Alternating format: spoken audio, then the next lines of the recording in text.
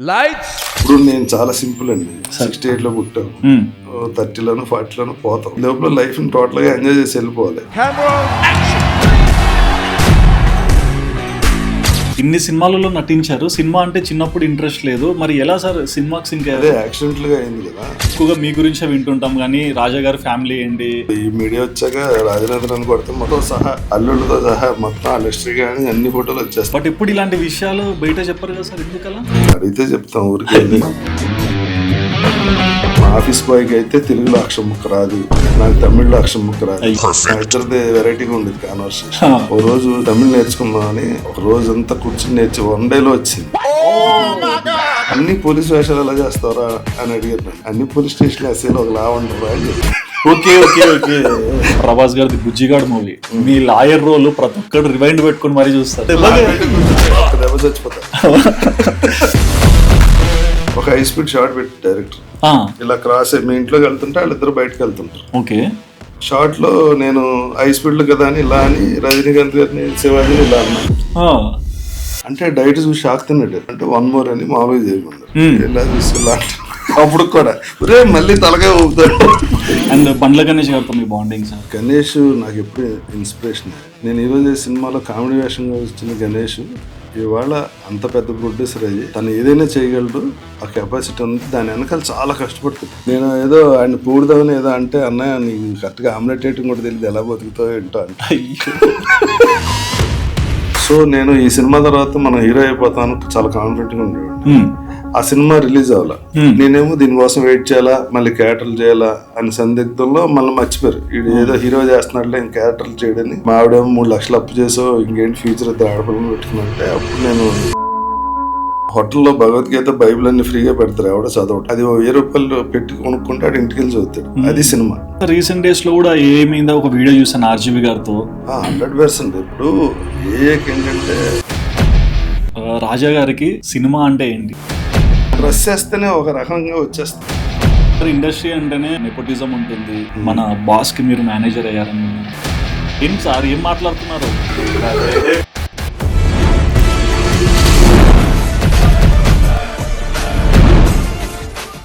నమస్కారం సార్. నమస్తే sir. Sir ఇండస్ట్రీలోకి చాలా మంది ఎన్నో కళలు పెట్టుకొని వస్తారు కదా సార్, బట్ వచ్చాక అవి రీచ్ అవుతామో లేదని ఫ్లక్చువేట్ అవుతుంటారు. బట్ మీరు ఆ రోజులలో ఇక్కడికి ప్రయాణం చేస్తున్నప్పుడు ఏం తోచారు సార్? నాకు ఏమీ లేదు ఇండస్ట్రీలో. నేను అనుకోకుండా యాక్సిడెంట్లుగా వచ్చా. ఓకే. ఇంట్రెస్ట్గా సినిమాలే చేయాలి అలా రాలా. నేను అనుకోకుండా నేను చాలా ఇంటర్వ్యూస్ లో చెప్పాను. ఎగ్జాక్ట్లీ. ఒక పత్రికలో కూడా వచ్చింది. ఒక మెస్ లో భోజనం చేస్తుంటే అసిస్టెంట్ డైరెక్టర్ చూసి ప్రొడ్యూసర్ దగ్గర తీసుకెళ్ళి ఓకే ఎఫ్డిసి సినిమా రావత్ గారితో చేశా. చాలా ఆటలు చెప్పా, మళ్ళీ రిపీట్ చేయడం ఎందుకని చెప్పడం. ఓకే సార్, ఈ రోజు వరకు ప్రతి ఒక్కరికి ఇండస్ట్రీలో నాకు ఇంత జర్నీ ఉందని చెప్తారు కదా. సో మీ ప్రయాణం ఇండస్ట్రీలో ఎన్ని ఇయర్స్ అయింది సార్? 35 to 40 ఉంటుందేమో. 40 years ఎక్స్పీరియన్స్ అంటే అయ్యి ఉండకపోవచ్చు, ఆల్మోస్ట్ నియర్లీ. బట్ ఒక డిఫరెంట్ వైబ్ కూడా చూసింటారు కదా సార్. అంటే ఒకప్పుడు సినిమా అంటే థియేటర్కి వెళ్ళి టికెట్ కౌంటర్లో ఉండడమో, థియేటర్ గేట్ దగ్గర బ్లాక్లో ఉండడమో జరుగుతుందా. బట్ ఇప్పుడు ఆన్లైన్ బుకింగ్స్ వచ్చాయి. థియేటర్కి వెళ్ళి స్క్రీన్లో చూసే సినిమా కాస్త ఓటీటీలో కూడా కనిపిస్తుంది. సో ఈ చేంజెస్ అన్నీ మీకు ఎలా అనిపిస్తుంటాయి సార్? అంటే అండి, నా చిన్నప్పుడు రేడియో గొప్ప ఉండేది, తర్వాత టీవీ వచ్చింది, బ్లాక్ అండ్ వైట్ చూసాం, ఫ్రిడ్జ్లు వచ్చినాయి, ఏసీలు వచ్చినాయి. అంటే మా జనరేషన్ 68లో పుట్టాను నేను. అప్పుడు పుట్టిన వాళ్ళది చాలా అదృష్టం. ఎందుకంటే సైకిల్ ఉంటేనే గొప్ప అనుకుని నేనే వాళ్ళు బెంచ్ కార్లు తిరుగుతున్నా. అంటే ఆ ట్రాన్స్ఫర్మేషన్ మొత్తం అప్పటి నుంచి ఇప్పుడు దాకా చాలా చాలా జరిగింది. ఇప్పుడు కెమెరా ఐపీస్ ఫిక్స్డ్ ఉండేది, ఇలా ఉంగనే చూడాలి, అది ఎలా తిరిగిన ఎలా చూడాలి. తర్వాత అది మూమెంట్కి వచ్చింది. తర్వాత టోటల్గా రీల్ పోయి డిజిటల్ వచ్చింది. ఇప్పుడు అసలు కెమెరా పోయి సెల్ వచ్చింది. మామూలు చిన్న కెమెరాతో కూడా కెమెరా ఎఫెక్ట్లో అంత పిక్సెల్స్ వచ్చేస్తుంది.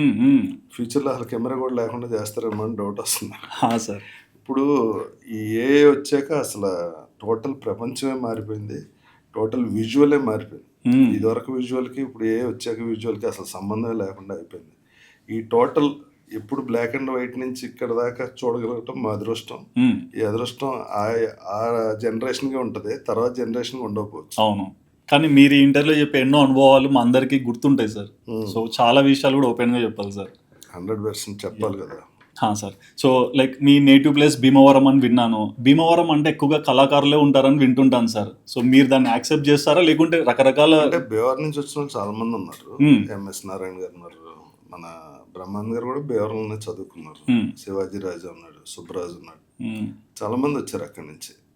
సునీల్ గారు, త్రివిక్రమ్ గారు. సునీల్ గారు, త్రివిక్రమ్ గారు, ఇంకా రైటర్స్ గుండు సుదర్శనం, మ్మ్. చాలా మంది ఉన్నారు. సో లైక్ ఎటువంటి ఫ్యామిలీలోంచి మీరు వచ్చారు సార్? అంటే లైక్ సినిమా ప్రపంచంలోంచి వచ్చారా? లేకుంటే సాధారణ కుటుంబం అసలు నుంచి వచ్చారా? సినిమా ఇదేం లేదు అసలు. మ్మ్. మా ఇంట్లో కూడా సినిమాలు ఎక్కువ చూడరు. మా మదర్ సినిమాలు చూడరు, మా ఫాదర్ కూడా పెద్ద సినిమాలు చూడరు. మ్మ్.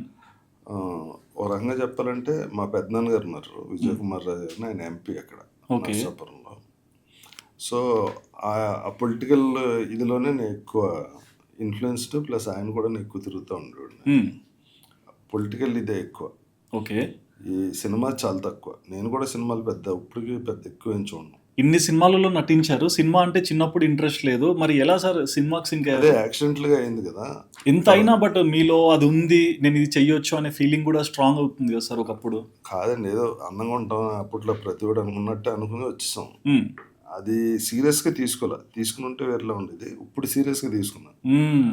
ఇప్పుడు కొంచెం మంచి క్యారెక్టర్లో ఇంట్రెస్టింగ్, జిమ్కి వెళ్ళటం. ఇప్పుడేంటి సార్ అంటే ఇదొకటి కన్నా ఇప్పుడు ఇంకా మెయిన్ అప్గ్రేడ్ చేస్తున్నారు. అంటే మీకు మీడియా పెరిగిపోయింది కదండి, కంటెంట్ కూడా ఈ ఓటీటీలు వచ్చినాయి, మ్మ్. నెంబర్ ఆఫ్ ప్లాట్ఫామ్స్ వచ్చేసినాయి, మ్మ్. సీరియల్స్ వచ్చినాయి. ఇదొకటి కన్నా ఇప్పుడు ఛానల్స్ ఎక్కువ వచ్చినాయి. ఇప్పుడు యూట్యూబ్లో చిన్న చిన్న కంటెంట్ 1/2 hour ఫిల్మ్స్ వస్తున్నాయి, 10 minutes షార్ట్ ఫిల్మ్స్ వస్తున్నాయి, మ్మ్. వెబ్ సిరీస్లు వస్తున్నాయి. అవును. సో ఆపర్చునిటీస్ పెరిగిపోయినాయి.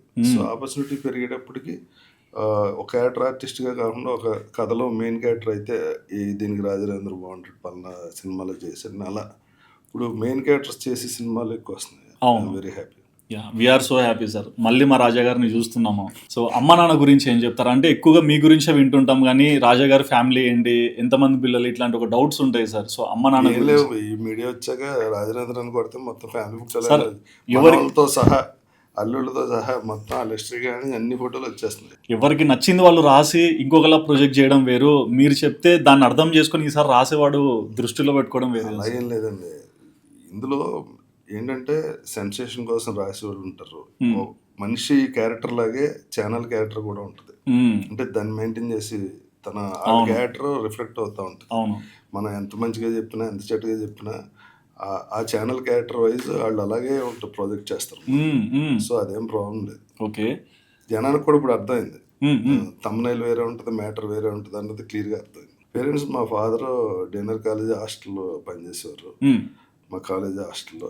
మా మదర్ హౌస్ వైఫ్, మ్మ్. Very middle class family. మ్మ్. నాకు ఒక సిస్టర్ ఉంది, తను ఇప్పుడు అమెరికాలో ఉంది, తను హ్యాపీ. మ్మ్. అలాగే నాకు 2 కూతుళ్ళు, 4 మనవలు, నేను హ్యాపీ. లైక్ ఎడ్యుకేషన్ గురించి, లైక్ చిన్నప్పుడు ఎడ్యుకేషన్ ఇంట్లో ఎట్లా జరిగేది? నేను ఇంటర్ వరకు చదివాక నాకు మా పెద్దనాన్నగారిది డెల్టా పేపర్ అని పేపర్ మిల్ ఉండేది. మ్మ్. మ్మ్. అందులో ఆయన ఏంటంటే, నేను ఎన్ని రోజులు ఈ మిల్లు ఉంచుతానో అమ్మేస్తానో తెలీదు, మ్మ్. నువ్వు డిగ్రీ అయ్యాక వచ్చి ఉద్యోగం అడిగితే నేను ఉండకపోవచ్చు, సార్. సో పని చేయి, ఇంటర్లో అయ్యావు కదా, ఈ 3 years ఎక్స్పీరియన్స్కి మ్మ్.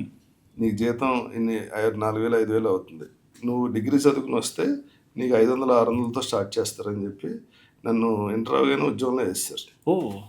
నా స్టార్టింగ్ శాలరీ మంత్లీ 400. మ్మ్. అలా నైట్ కాలేజ్లో చదువుకున్నాను. నైట్ కాలేజ్లో 400? పగలు ఫ్యాక్టరీలో పనిచేసేవాడు, sir. Night 6 to 10 college, night college. Yeah. Night కాలేజ్లో డిగ్రీ చేశా, పగలేమో ఇచ్చేసేవాడిని. మధ్యలో క్లాసికల్ డ్యాన్స్ నేర్చుకున్నాను. ఓకే. కాలేజీకి వెళ్ళడానికి ఈ ఉద్యోగం అయిపోవడానికి మధ్యలో మ్మ్.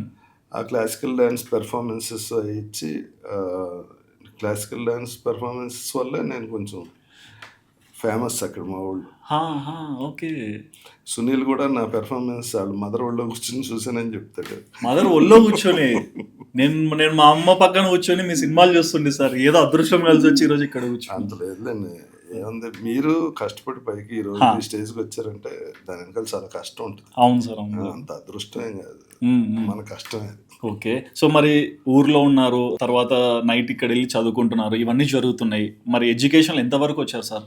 డిగ్రీ తర్వాత ఇంకా చెన్నై వచ్చేసాం. అంటే ఆ ఉద్యోగం నేను చెన్నై ట్రాన్స్ఫర్ చేసుకున్నాను. మ్మ్. మార్కెటింగ్ మేనేజర్ చెన్నై అని చెప్పి డిజిగ్నేషన్ ఇచ్చి ఆడ పెట్టారు. ఓకే. సో ఏ ఇయర్లో వచ్చారు సార్ చెన్నైకి? అసలు గుర్తులేదు. అస్సలు గుర్తుకులేదు. వాళ్ళు ఫస్ట్ సినిమా ఏర్ చేశాను గుర్తులేదు. అయ్యో ఏంటి సార్ ఇలా అంటారు? ల్యాండ్ మార్క్ కదా సార్ ఇది. అవును, అయితే అయ్యో ఎన్నో ఉన్నాయంట్రా. అయిపోయి గుర్తుపెట్టుకుంటే బుర్రలో ఇది మెమరీ తగ్గిపోద్ది. కానీ మీరు కాలేజ్ చదువుకునే రోజుల్లో బ్రహ్మానందం గారు మీకు తెలుసు, అప్పుడే చూశారు, స్క్రీన్ కన్నా ముందని ఒకటి విన్నాను సార్. అంటే మా ఫాదర్కి బాగా క్లోజ్ అయినా. ఓకే. ఆయన బ్రహ్మానందం గారు అని మనకు అప్పుడు తెలియదు కదా, ఆ, ఆ. సినిమాలు వచ్చి కదా. అవును. ఓకే. అంటే ఎట్లా పరిచయం సార్? అంటే ఏమన్నా ఆయన బ్రహ్మానందం గారు అక్కడ లెక్చరర్గా చేశారు. మ్మ్, మ్మ్. అప్పుడు మా చదువుకున్నట్టున్నారు డిన్నర్ కాలేజ్లో. ఓకే. మా ఫాదర్ అక్కడ హాస్టల్ ఇది కదా, మ్మ్, అలా పరిచయం వాళ్ళిద్దరికి. అంటే మా ఫాదర్ కూడా నాటకాలు వేసేవారు. ఓ అక్కడ బ్లడ్ లో ఉంది సార్ మీకు యాక్టింగ్. మా ఫాదర్ బ్రహ్మానంద్ గారు కలిసి చాలా స్టేజ్ ప్లేస్ చేశారు. ఓకే. Stage place. ఇప్పటికీ ఫోటోలు ఉంటాయి, అప్పుడప్పుడు పంపుతుంటారు బ్రహ్మానంద్ గారు. ఓ సో నైస్ సార్. నాకన్నా స్మార్ట్గా ఉంటారు ఆయన. బట్ ఎప్పుడు ఇలాంటి విషయాలు బయట చెప్పరు కదా సార్, ఎందుకలా? అడిగితే చెప్తాం ఊరికి వెళ్ళి. ఎట్లా తెలుస్తాయి సార్? మేము ఏదో కనుక్కొని ఎవరినో రీసెర్చ్ చేస్తే తెలుసాయి కొన్ని. అదే రీసెర్చ్ చేసిన వాళ్ళు తెలుస్తాయి, లేకపోతే తెలియదు. అదే సార్. సో ఫస్ట్ టైం చెన్నైకి వెళ్తున్నారు, అన్నాళ్ళు భీమవరంలో అల్లారు ముద్దుగా పెరిగారు, మరి భాష మారుతుంది, ప్రాంతం మారుతుంది, మళ్ళీ సినిమాను ఒక ఆలోచన లోపల ఉంది, మళ్ళీ ఉద్యోగం కూడా చేయాలని. సినిమా ఆలోచన లేదు, మ్మ్. క్లాసికల్ డ్యాన్స్ నేర్చుకున్నాను వెళ్ళా. ఓకే అక్కడ వెంకటేశ్వర సత్యం గారి దగ్గర జాయిన్ అయ్యా సార్. Classical dance. మా పెద్దనాన్న గారు ఏం చెప్పారంటే, లైఫ్లో ఎక్స్పోజర్ ఉండాలి మనిషికి. మ్మ్. రేపు ఎలా అయినా బతకాలంటే ఒక ఎక్స్పోజర్ ఉండాలి. అవును. నువ్వు ఇక్కడే బేర్లో తిరిగేసి ఇలా రోడ్లు ఉంటాయి ఇలా కాదు, భాష తెలియని చోటుకి వెళ్తే అక్కడ సర్వైవ్ అయితే ఓకే. మ్మ్, మ్మ్.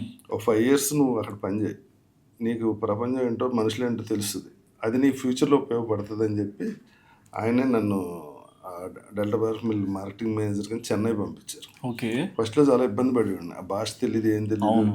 మా ఆఫీస్ బాయ్కి అయితే తెలుగులో అక్షరం ముక్క రాదు, నాకు తమిళ్లో అక్షరం ముక్క రాదు. అయ్యో. మా ఇద్దరిది వెరైటీగా ఉండేది కాన్వర్సేషన్. హా. ఓ రోజు చిరాకు వచ్చి గట్టిగా కూర్చుని తమిళ్ నేర్చుకుందామని ఒక రోజంతా కూర్చుని నేర్చి 1 dayలో వచ్చింది. 1 dayలో? ఎందుకంటే తమిళ్లో 18 letters ఉంటాయి, హా సార్. మనకి మాకు ఆలోచన లేదు సార్, మీరు చెప్తేనే తెలుస్తుంది. ఒక 18 letters ఉంటాయి ఓకే. తమిళ్లో. మ్మ్. వీళ్ళు 18 ఉంటాయి. మ్మ్, మ్మ్. వాళ్ళకి ఏంటంటే కాకా గాగ్గా ఒకటే లెటరు, ఓకే. తాత దాదా ఒకటే లెటరు, ఓకే. పాప బాబా ఒకటే లెటర్. అంటే అది సిచ్యువేషన్ బట్టి వాళ్ళు ప్రొనౌన్స్ చేస్తారు అన్నమాట. మ్మ్, మ్మ్. అవి కూర్చుని రాసుకుని వాళ్ళు వర్తులు అన్నీ వేసుకుని లైట్గా చదవటం నేర్చుకున్నాం. పోస్టర్లో తమిళ పేపర్ వచ్చేది, మా బాయ్ చదివాడు, వాడి దగ్గర తీసుకుని హెడ్డింగ్స్ అలా తమిళ్ చదవటం వచ్చి నెమ్మదిగా తమిళ్. తర్వాత తమిళ సినిమాలో కూడా చాలా సినిమాలు యాక్ట్ చేసాం. ఎన్ని డేస్ లో అట్లీస్ట్ తమిళ? ఇప్పుడు ఒక ఛానల్కి తమిళ్లో ఇంటర్వ్యూ ఇచ్చాను కూడా. ఓ గ్రేట్ సార్. హ్యాపీ. అంటే లైఫ్ లో మనకు ఆ రోజు 0 ఉండొచ్చు, బట్ ఈ రోజు దాన్ని ఇంటర్వ్యూలో చెప్తున్నారంటే అంత ఈజీ కాదు కదా సార్. అంటే మా పెద్దనాన్న గారు అప్పుడే ఆలోచించి వీడికి ఎక్స్పోజర్ అవసరం అని పంపింది, ఇవాళ నాకు చాలా హెల్ప్ అవుతుంది. ఎగ్జాక్ట్లీ. బట్ ఆయన పంపించినా మీరు డైల్యూట్ అవ్వకుండా ఫోకస్డ్ ఉండడం కూడా గుడ్ థింగే కదా సార్. అవి తప్పదుగా. అయ్యో ఈ రోజు ఎవరున్నారు సార్? కాదు సర్వైవల్ కోసం ఎవరికైనా తప్పదు. ఈ రోజు ఎవడన్నా అంటే ఆడికి సర్వైవల్ ఇది లేకపోతే లేదనుకున్నప్పుడు ఆడు కూడా సచిన చేయాల్సింది ఈ రోజు. Okay. So first time Chennai అంతా సెట్ అయిపోయింది, తమిళ్ కూడా నేర్చుకున్నారు, మరి అక్కడ ఛాన్సెస్ కోసం వెళ్ళేవారా లేకుంటే డాన్స్? అది కూడా అనుకోకుండా జరిగింది. నేను తెలుగులో చేయటం చూసి అక్కడ అన్బాలయ ప్రభాకర్ అని ఆయన, ఓకే, ఏం సినిమా అది, పొండాటి రాజ్యం. ఓకే. ఆయన సినిమా డైరెక్టర్ చేశారు, ఆయన ప్రొడ్యూసర్. అన్బాలయ అని చాలా పెద్ద సంస్థ. అందులో అదృష్టం ఏంటంటే కేఎస్ రవికుమార్ గారు డైరెక్టర్ దానికి. ఆయన కొంచెం అప్పటికి 2 సూపర్ హిట్లు తీసున్నాడు. ఆ సినిమాతో నాకు ఆ సినిమా సూపర్ డూపర్ హిట్ అయింది. వరుసగా ఆయన నాకు పురుష లక్షణం, ఈ పెదరాయుడు ఒరిజినల్ కూడా ఆయనే డైరెక్టర్, నాటామై. తర్వాత ఆయన మన నరసింహ తమిళ్లో, అవును, అది కూడా ఆయనే డైరెక్టర్. వరుసగా నేను ఆయన సినిమాల్లోనే వేషాలు ఇచ్చారు. సో తమిళ్లో కూడా పాపులర్ అయిన ఆయన వల్లే, ఓన్లీ కేఎస్ రవికుమార్. సో ఇండస్ట్రీలో గాడ్ ఫాదర్ అంటే ఆయనే. మ్యాక్సిమం క్యారెక్టర్స్ ఇచ్చింది తమిళ్లో. తెలుగులో నన్ను బాగా ఎంకరేజ్ చేసింది పర్చూర్ బ్రదర్స్. ఓకే. ఆయన డైరెక్షన్లో ఫస్ట్ సర్పయాగం చేశారు. ఆ సర్పయాగం తర్వాత ఆయన ఇంకా కంటిన్యూ ఇచ్చేసారు. ఇంకా ఏదైనా కథ చెప్పినప్పుడు రాజారేంద్ర లాంటి వాడు ఒకడు వస్తాడు. అలాగే చాలా చాలా చాలా అప్పట్లో పర్చూర్ బ్రదర్స్. నాకు గుర్తుండే ఆ రోజు మూవీస్ ఈ రోజు వరకు చూసుకున్నా అప్పుడు లైన్ ప్యాటర్న్ ఏ సినిమా రిలీజ్ అయినా కంపల్సరీ మీరు ఒక రోల్లో కనిపిస్తారు సార్. అవును, చిన్న పెద్ద ఏదో ఒకటి చేసేస్తుంటాం. ఎగ్జాక్ట్లీ. ఎందుకంటే అండి మనకి ఏ బ్యాక్గ్రౌండ్ లేదు, ఏ సినిమా ఆడుతుందో తెలియదు. ఇందులో క్యారెక్టర్ బాగాలేదనే రేంజ్ కాదు. ఆ రేంజ్ ఎప్పుడు వస్తుంది ఏంటండి, ఇప్పుడు మనం చేసిన ఒక క్యారెక్టర్ వల్ల సినిమా ఆడింది అనుకో, సార్. ఇప్పుడు బ్రహ్మానందం గారు, ప్రకాష్ రాజ్ గారు, ఇలా మీకు సినిమాల్లో సక్సెస్ అయిన ప్రతి వాళ్ళు వాళ్ళ వల్ల ఒక సినిమా సూపర్గా ఆడి ఉంటుంది. ఖచ్చితంగా. ఇప్పుడు మన వల్ల ఆడిన సినిమాలే లేవు, ఆడిన సినిమాల్లో మనం ఉన్నాం, అదో అదృష్టం. ఓకే. దానివల్ల ఇన్ని రోజులు కంటిన్యూ అవుతుంది అది. కానీ ఒక గట్ ఫీలింగ్ సార్, అంటే నిజం చెప్పడానికి కూడా ఒక మనసు ఉండాలి సార్. ప్రతి మనిషిది ఒక సెపరేట్ కదండి. ఇద్దరు మనుషుల కథ ఒకలా ఉండదు. అవును. సో ఎవరి దారి ఆడిది, అందులో ఆడి సక్సెస్ని ఎత్తుకుంటే ఇందులో మన సక్సెస్ని ఎత్తుకో. రాజా గారికి సినిమా అంటే ఏంటి, వన్ వర్డ్లో ఏం చెప్తారు? సినిమా అంటే life. Life is equal to cinema. So మరి సినిమాస్లో అవకాశం వచ్చింది, అనుకున్న గుర్తింపు వచ్చింది, పెద్ద డైరెక్టర్ కూడా మీ యాక్టింగ్కి కానీ మీ స్కిల్స్ కానీ మెచ్చుకొని ఇంకా 10 పాత్రలు ఎక్కువ పెడుతున్నారు, తెలుగు ఇండస్ట్రీలో కూడా వాకిన్ అయిపోయారు. మళ్ళీ సీరియల్స్ ఎందుకు టచ్ చేశారు? అంటే అండి నేను మధ్యలో నైస్ రాజ్ అని ఒక సినిమా హీరోగా చేశాను. సార్. అది ఆల్మోస్ట్ డైరెక్షన్ కూడా చేశాను. ఆ సినిమా చేసిన రోజులు నేను ఫుల్ ప్రొడక్షన్ కాడి నుంచి అన్ని కాన్సన్ట్రేట్ చేసి, జయసుధ గారు నా మదర్ క్యారెక్టర్, పెద్ద పెద్ద గిరిబాబు గారు, వీళ్ళందరూ. సో సాంగ్స్ ఒక 6 సాంగ్స్, ఫుల్ పక్క కమర్షియల్ ఫిల్మ్. సార్. సో నేను ఈ సినిమా తర్వాత మనం హీరో అయిపోతాను చాలా కాన్ఫిడెంట్గా ఉండేవాడిని. ఆ సినిమా రిలీజ్ అవ్వాల, చిన్న ప్రాబ్లం, ప్రొడ్యూసర్ సైడ్ ప్రాబ్లం వచ్చి చాలా రోజులు రిలీజ్ అవ్వాల. నేనేమో దీనికోసం వెయిట్ చేయాలా, మళ్ళీ క్యారెక్టర్లు చేయాలా అని సందిగ్ధంలో మళ్ళీ మర్చిపోయారు, వీడు ఏదో హీరో చేస్తున్నాడులే ఇంక క్యారెక్టర్లు చేయడని ఫిక్స్ చేస్తారు. ఆ గ్యాప్లో ఇంకేం చేయాలో తెలియలే. 1 year గ్యాప్ వచ్చింది. మా ఆవిడేమో 3 లక్షలు అప్పు చేసావు, ఇంకేంటి ఫ్యూచర్, ఇద్దరు ఆడపిల్లలు పెట్టుకున్నంటే అప్పుడు నేను ఈటీవీ సుమన్ గారి దగ్గరికి వెళ్ళి, సార్ నాకు ఏదైనా టీవీలో వేషం ఉంటే ఇప్పించండి సార్ అని అడిగా. మీరు అడిగే స్టేజ్కి వచ్చారు? అడిగితే ఆయన అన్నారు, అసలు మీరు చేస్తానంటే బ్రహ్మాండం కథ నేనే రాస్తాను సార్ అని. అప్పుడు అందం సీరియల్కి ఆయన కథ రాశారు, నా మీద కథ రాశారు. ఆ సీరియల్ ఒక సినిమాలో ఒక 6 సాంగ్స్ పెట్టారు నాకు. ఆ సీరియల్తో చాలా మంచి పేరు వచ్చింది. ఆ తర్వాత మళ్ళీ సినిమాలు వచ్చినాయి, మళ్ళీ సినిమాల్లో కంటిన్యూ అయిపోయాయి. కానీ ఇప్పుడు కూడా ఈ రోజు కూడా అంటారు సార్, అంటే సీరియల్కి సినిమాకి చాలా డిఫరెంట్ కంపారిజన్, యాక్టింగ్ పరంగా అయినా అని, అక్కడ షూట్ పరంగా అయినా. 100%. ఎందుకంటే అండి టీవీ అనేది ఏంటంటే మీకు ఫ్రీ. అవును. సోఫాలో వచ్చింది ఛానల్ మార్చిన, కూరగాయలు కోసుకుంటా, నచ్చకపోతే ఛానల్ మార్చేసి, యాడ్ వస్తేనే ఛానల్ మార్చేసి మీ ఇష్టం ఉంది సార్. ఎప్పుడైనా ఇప్పుడు హోటల్లో భగవద్గీత, బైబిల్ అన్ని ఫ్రీగా పెడతారు, ఎవడో చదవడు. అవును. అది 1000 రూపాయలు పెట్టి కొనుక్కుంటే ఆడు ఇంటికి వెళ్ళి చదువుతాడు. అది సినిమా. ఓకే. ఇక్కడ 1000 రూపాయలు పెట్టి ఫ్యామిలీ అంతా టికెట్తో చూసుకుంటే కనిపించిన వాడికి కూడా వాల్యూ ఉంటుంది అక్కడ. ఇక్కడ ఫ్రీ కదా, అది ఫ్రీగా చూసి అలా వదిలేస్తారు. టీవీలో ఎప్పుడు సార్ రాజా రవీంద్ర అని ఆడపిల్లడు నా క్యారెక్టర్ పెట్టే పిలుస్తారు. కరెక్టే సార్. ఇప్పుడు అందంలో నా క్యారెక్టర్ పేరు సుందర్, ఇప్పటికీ నన్ను సుందర్ అనే అంటారు.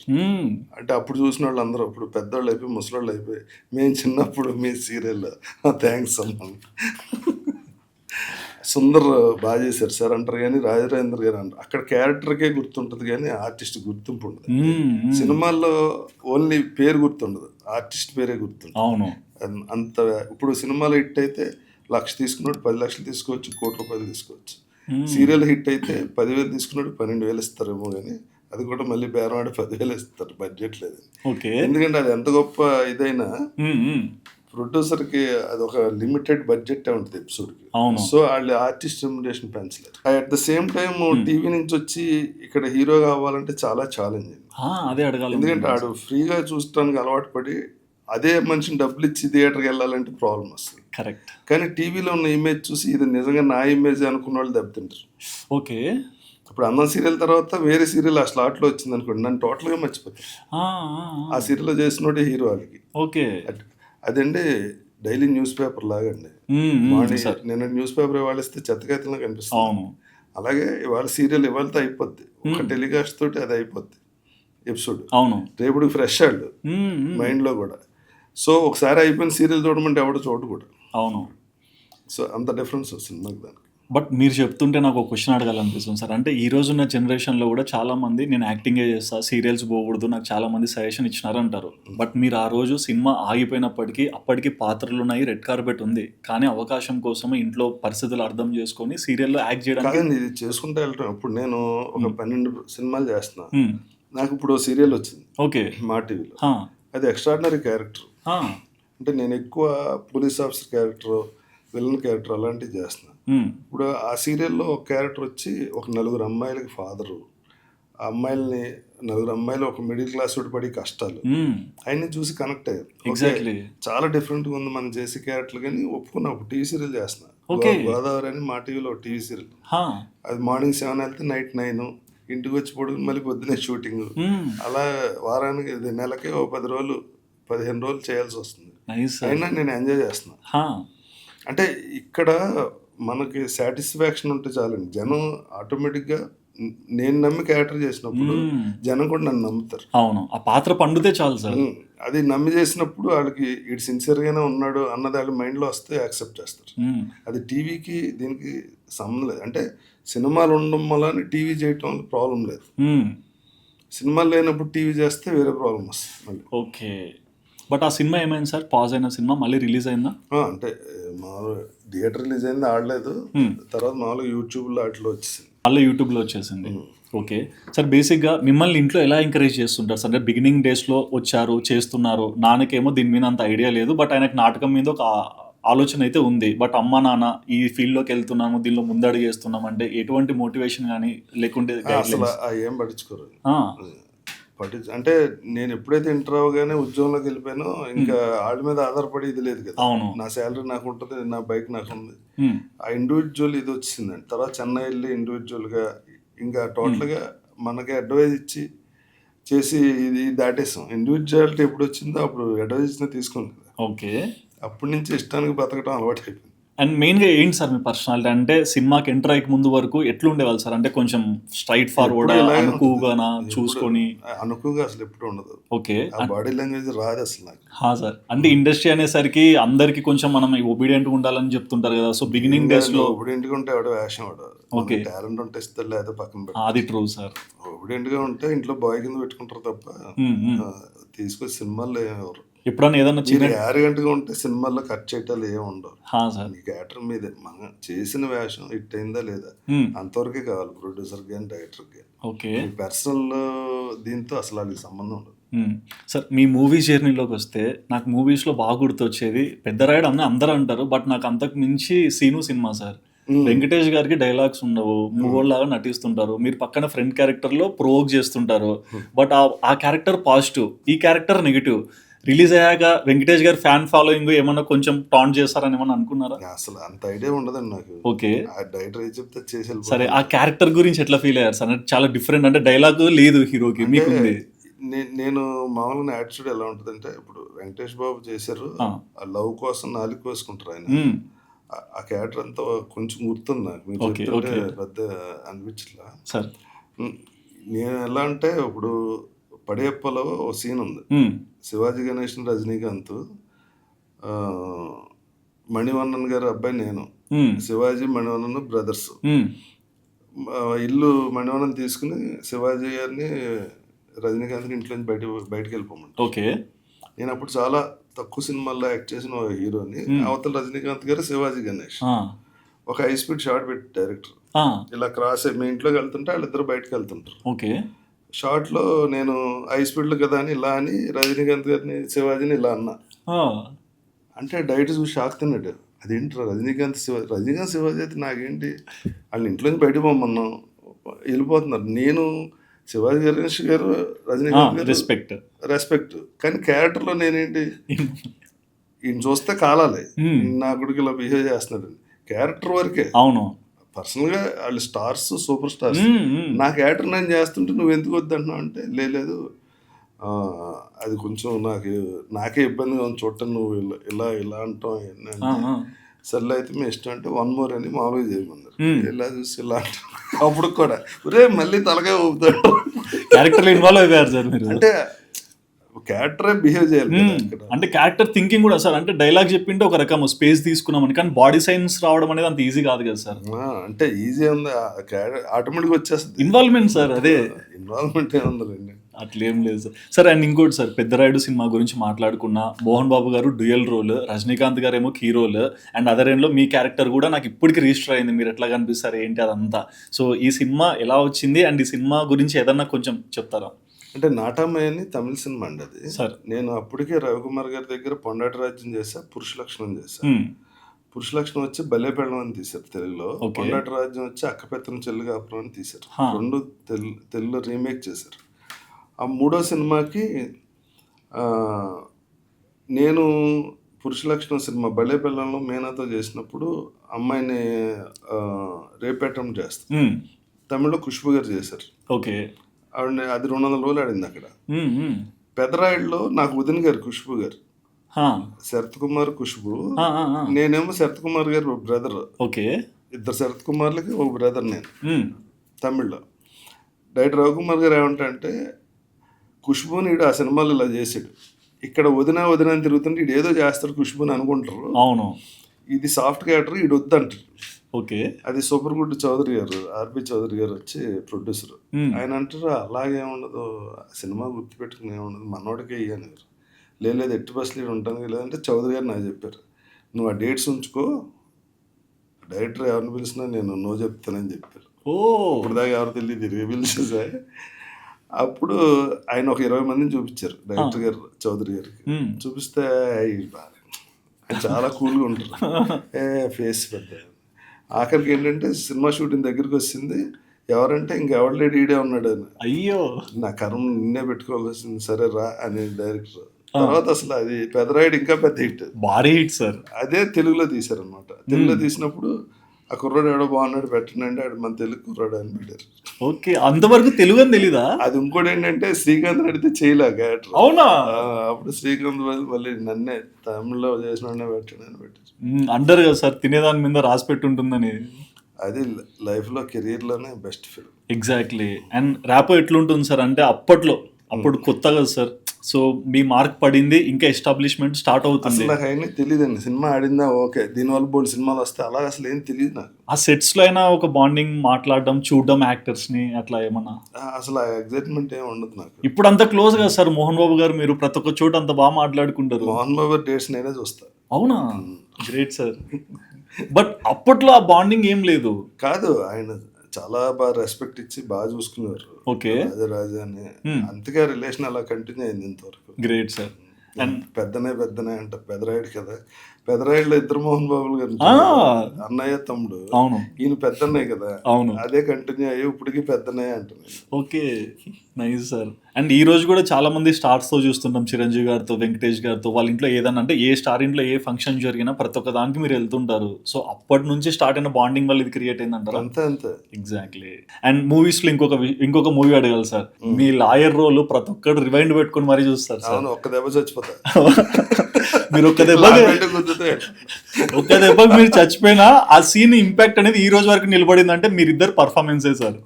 నేను ఆ షూటింగ్ తర్వాత ఎప్పుడో ఒకసారి ఫంక్షన్లో కలిసాను. So movies back to back చేసుకుంటా లైఫ్ని బిల్డ్ చేసుకుంటూ వచ్చారు కదా సార్. సో మీరు అర్థం చేసుకుంది ఏంటి సార్, స్టార్టింగ్లో ఇండస్ట్రీకి వస్తే ఎలాంటి లైఫ్ ప్యాటర్న్లో మనం బిల్డ్ చేయాలి? అసలు అలా ప్లాన్ చేసుకుంటానికి ఇక్కడ ఏమి ఉండదండి. ఓకే. మనం చేసిన సినిమాలు సక్సెస్ అయితే మన రూట్ అలా ఉంటుంది, మనం చేసిన సినిమాలు ఫెయిల్ అయితే మన రూల్ ఒక సక్సెస్ అయిన కొద్ది బిహేవియర్లో మార్పు వస్తుంది, ఫెయిల్ అయిన కొద్ది డిప్రెషన్లో వచ్చి ఎలా అయినా మార్పు వస్తుంది.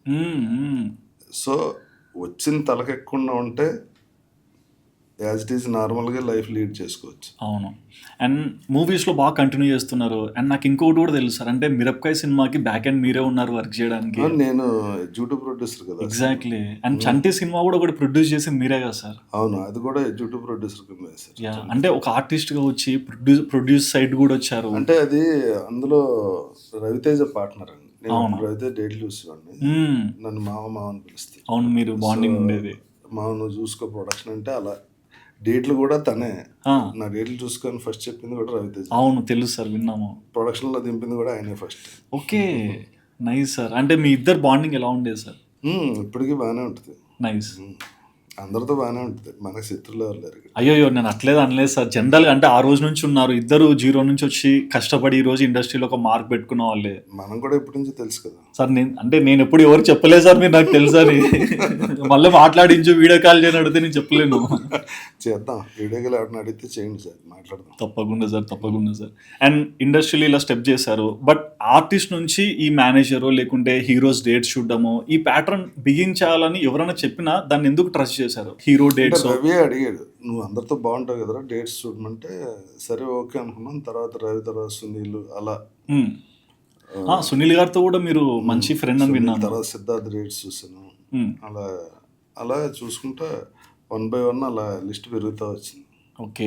అండ్ ఇండస్ట్రీలో వినింది కూడా మేము ఇప్పుడు రాజ్ తరుణ్ గారిది, నిఖిల్ గారిది, నవీన్ చంద్ర గారిది, వీళ్ళందరికీ కూడా మీరే డేట్ చూడడం కానీ. జయసుధ గారు, సితారా, వీళ్ళందరూ చూస్తాం. యా. అండ్ ఒక స్టేట్మెంట్ విన్నాను సార్ నవీన్ చంద్ర అన్న దగ్గర నుంచి, అరవింద సమేతలో ఆ క్యారెక్టర్ రావడానికి కారణం మీరే అని చెప్పారు. అవును, తను హీరోగా కానీ అప్పట్లో ఆయన హీరోగా చేసి ఉన్నారు కదా. అవును సార్. నేను లోకల్ తర్వాత కొంచెం హా. నేను హీరోయిన్ చేస్తా సార్, క్యారెక్టర్ ఆర్టిస్టులు చేయనంటే అప్పుడు ఆయన కన్విన్స్ చేసి హా. మనం నెంబర్ ఆఫ్ ఆడియన్స్ రీచ్ అవ్వాలండి. అటు త్రివిక్రమ్ గారు, ఇటు ఎన్టీఆర్ గారు, త్రూ అవుట్ మనం ఓవర్సీస్ కాడి నుంచి ముందు ఆర్టిస్ట్గా రిజిస్టర్ అయిపోతే, ఇప్పుడు చాలామంది విలన్గా చేసి హీరోయిన్ ఫాదర్గా చేసిన శరత్ కుమార్ గారు తర్వాత హీరోగా చేశారు. మ్మ్. హీరోయిన్ ఫాదర్ చేసిన వాళ్ళు మళ్ళీ హీరో చేయటం అంటే దాని వెనకాల అవును. చాలా టఫ్ ఉంటుంది. మ్మ్. సో మనకి ఏ బ్యాక్గ్రౌండ్ లేదు, వచ్చిన ఆపర్చునిటీ వద్దంటే అంత ప్రస్తుతానికి మనకు అంత చాయిస్ లేదు. మ్మ్. మీరు ఇది చేసి ఇది బాగుంటే తర్వాత ఓకే, బాగోపోయినా హ్యాపీ, ముందు ఇదైతే ఒప్పుకోండి అని చెప్పా. యా. ఆయన చాలా ఇదిగానే ఒప్పుకున్నారు. కానీ ఈరోజు బాలరెడ్డి ఈ నిలబడ్డారు రోజు సార్. బాలరెడ్డి అన్నది ఎక్కడికి వెళ్ళినా అంటే చాలా హ్యాపీ ఫీల్ అవుతారు సార్. మీరు ఆ రోజు చెప్పకపోయి ఉంటే చేయకపోతుంది సార్. ఎగ్జాక్ట్లీ. అండ్ అది అది మనం చేసిందేం లేదు, అందులో బాలరెడ్డి గారిని యాక్ట్ చేయడం వల్ల ఆయనకి పేరు వచ్చింది తప్ప. కానీ దానిలో ఒక మాట ఉంది సార్, అంటే ఒక చోట చెప్పారు సార్ ఆయన, నాకు ఫస్ట్ ఫోన్ వచ్చింది త్రివిక్రమ్ గారు ఆఫీస్ నుంచి, నేను నమ్మలేదు నాకెవరు చేస్తారని, మీ పేరు చెప్పాక నమ్మారని చెప్పారు. సో మీరు మళ్ళీ చేయించారండి, ఈ పాత్ర చేయాలి మనోడు, చెప్పండి మీరు అని. సో ఒకరిని తీసుకొని రావాలి, వాళ్ళకి ఇది సెట్ అవుతుందని మీరు అంత స్కోర్గా నమ్మారు కదా సార్. లేదు సార్, సినిమా అంటేనే ఇష్టం నాకు. నేను చాలాసార్లు స్టేట్మెంట్ కూడా ఇచ్చా, ఒక నాకు వేషాలు లేకపోతే ఇక్కడ ఉన్న టెక్నీషియన్ ఆర్టిస్ట్లకి కాఫీ టీ ఇచ్చాను, ఇక్కడే ఉంటాను తప్ప ఎక్కడికి వెళ్ళనని. ఒకసారి చిరంజీవి గారు చెప్పారు నాకు, సార్ అనే వేషాలు వస్తే లేదు తెలీదు, ఇద్దరు ఆడపిల్లలు ఏం చేయాలంటే, నీకు సినిమా అంటే ఇష్టం అని. చాలా ఇష్టం. నేను ఆ ఇష్టం చచ్చిదాకా పెట్టుకో, నీకు ఎప్పుడు గ్యాప్ రాదు, నీకు వేషాలు వస్తూనే ఉంటాయని చెప్పారు. అది నిజమనే. ఇప్పుడు నేను అదే ఇష్టంతో ఉంటా, నాకు ఇప్పుడు దాకా గ్యాప్ రాలన్నమాట. అండ్ ఎక్కువగా చిరు గారు కూడా చాలా తక్కువ మంది గురించే మాట్లాడతారు సార్. మీ గురించి, మీ బాండింగ్ గురించి కూడా ఒక ఇంటర్వ్యూలో అన్నారు సార్, ఆయన కొంచెం ఎక్కువ మాట్లాడతారు కానీ హీఈస్ ఎ వెరీ నైస్ గే అని. నోటిదోలా అన్నారు. సారీ సార్, సారీ సార్, ఆ మాట అన్నారు సార్. అన్నయ్య చాలా ఇష్టం. ఎగ్జాక్ట్లీ. మీ ఇద్దరికి అంత లైక్ అంత బాండింగ్ కానీ అంత కంపాటబిలిటీ కానీ ఎప్పటి నుంచి మొదలైంది సార్? అది కేఎస్ రవికుమార్ వల్ల అయింది. మళ్ళీ ఆయన్నే. ఓకే. ఆయన సినిమా స్నేహం కోసం సినిమా రీమేక్ చేశారు. ఓకే. అప్పుడు ఇక్కడికి వచ్చినప్పుడు ఇక్కడ ఎవరు తెలియదురా యూనిట్లో, నువ్వు వస్తే కొంచెం బాగుంటుంది అని అడిగితే ఆ షూటింగ్ వెళ్ళేవాడిని. రవికుమార్ ఏదైనా అనుకుంటే నాకు చెప్తే నేను వెళ్ళి అన్నయ్యకి చెప్పేవాడిని. అలా ఆ సినిమా షూటింగ్ అయ్యాక రవికుమార్ చెన్నై వెళ్ళిపోయాడు, నేను అన్నయ్యతో ఉండిపోయాను. ఓకే. ఆ సినిమా స్నేహం కోసం.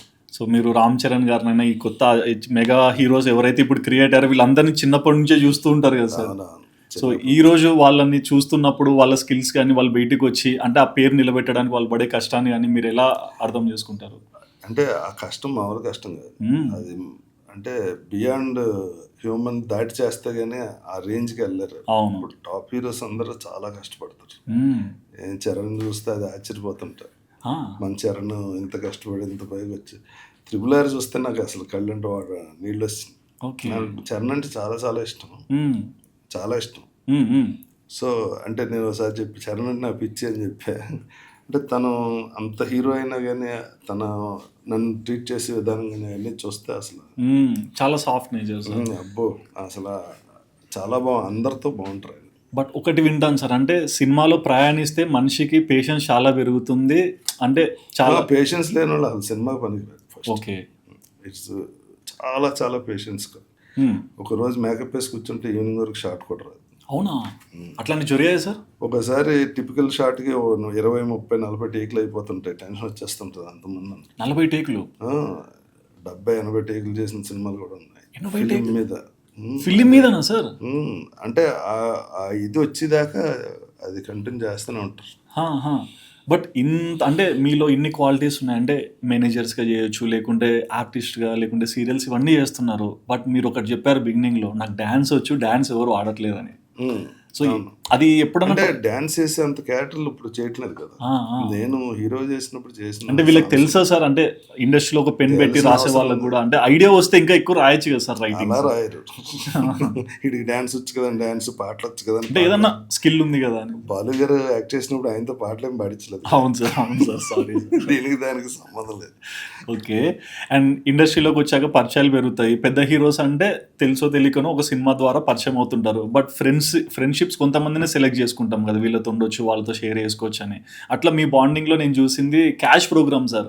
ఆ రోజు చూసినప్పుడు సుమ గారిని ఫుల్ డామినేట్ చేశారు సార్ మీరు. ఏం కాదు, శుభన్ డామినేట్ చేయటం సార్ నేను ఆ ఒక్క రోజు చెప్తున్నాను సార్, ఆ ఒక్క రోజు గురించి. పంచల మహారాణి ఎవరైనా అనలేం కానీ ఒప్పుకుంటాను సార్, సుమ గారు టాలెంటెడే, కానీ ఆ రోజు మీ వైపు ముందర కొంచెం డిఫరెన్స్ వచ్చింది, కాంపిటీషన్ పడింది సార్. ఏం కాదు ఆవిడే సార్ ఆ ఎపిసోడ్ నేను ఒక 10-20 సార్లు చూసింటాను సార్. నేను మీకు కొన్ని ఇయర్స్ బ్యాక్ కూడా చెప్పాను సార్ ఈ మాట. అది అలా కుదిరేసింది ఆ రోజు. నేను బ్రహ్మాజీ ఉంటాం క్యాష్ ప్రోగ్రామ్ ఒక క్యాష్ ఇచ్చారు సార్ మీరు, బ్రహ్మాజీ గారు, మీరు, సమీర్ గారు. సమీర్ ఇంకా నాకన్నా డబుల్ ఉంటాడు ఇప్పుడు. ఎగ్జాక్ట్లీ. బ్రహ్మాజీకి గమ్మున జోకేస్తే అర్థం కదా. ఎన్ని పంచులు సార్ వదలకుండా వేస్తున్నారు సార్ ఆయనకి. అదే అడ్వాంటేజ్ ఆ రోజు ఎపిసోడ్ అంతా హిట్ అవడానికి. అవును, ఆయన ఏం మాట్లాడలేకపోతున్నారు. ఆడ కొంచెం స్పీడ్ గా ఉంటే పోయేది మొత్తం. లేదు సార్, కరెక్ట్ వచ్చింది సార్. అండ్ బ్రహ్మాజీ గారితో బాండింగ్ ఎప్పుడు పరిచయం, ఎట్లా సార్? బ్రహ్మాజీ ఎప్పటి నుంచో తను రవితేజ తను సినిమా చేశారు కదా, సింధూరం. మీ ఇద్దరం ఫస్ట్ సర్ప్రైజ్ చేసాం. ఓకే.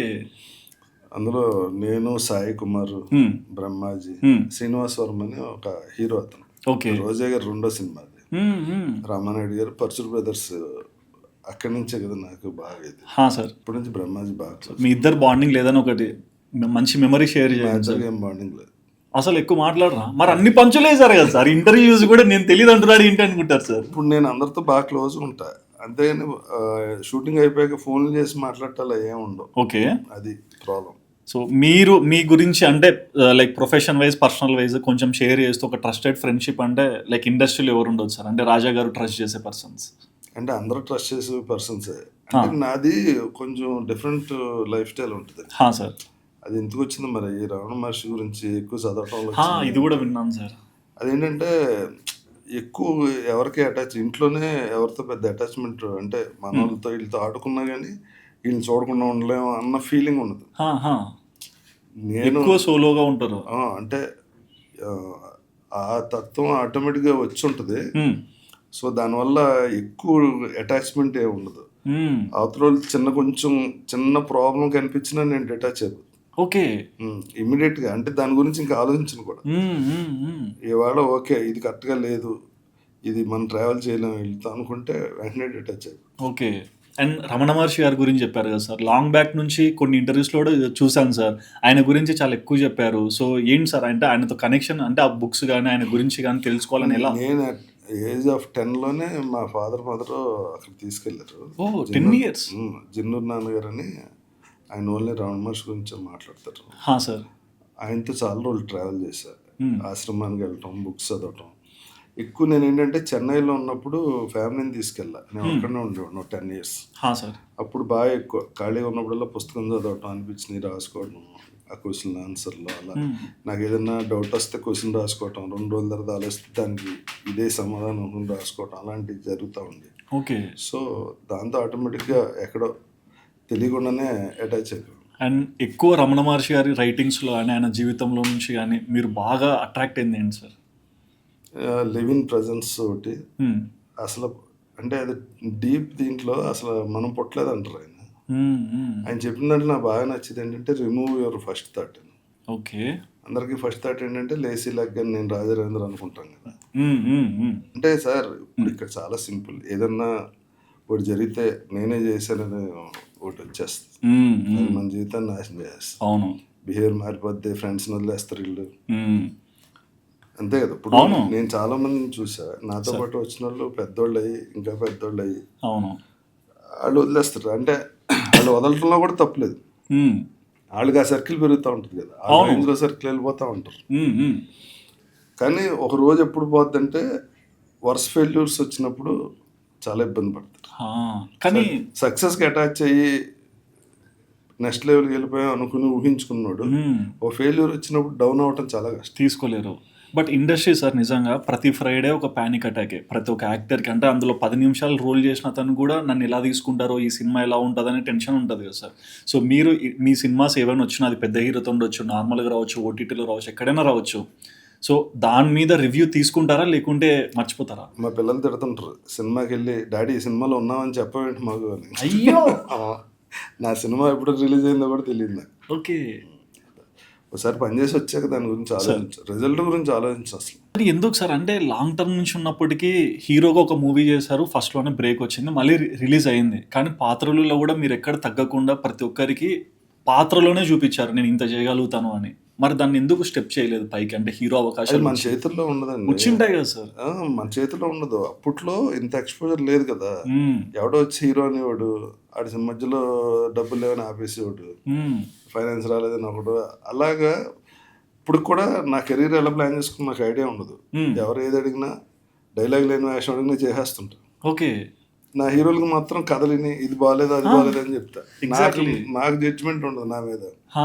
సో నాకు ఏ సినిమా రిజెక్ట్ చేయడం ఇష్టం ఉండదు. చిన్న పెద్ద తేడా ఉండదు అసలు. అన్ని సినిమాలు చేసేస్తుంటా. రెమ్యునరేషన్తో సంబంధం లేదు. అదే ఏంటి మీ బడ్జెట్ అంటాను, నీ రెమ్యునరేషన్ ఎంతంటే అలా చేసుకుంటూ వెళ్ళిపోతానండి. ఇప్పుడు నేను చాలా సింపుల్ అండి. 68లో పుట్టాము, 30లోనో 40లోనో పోతాం, 2030లోనో 40లోనో.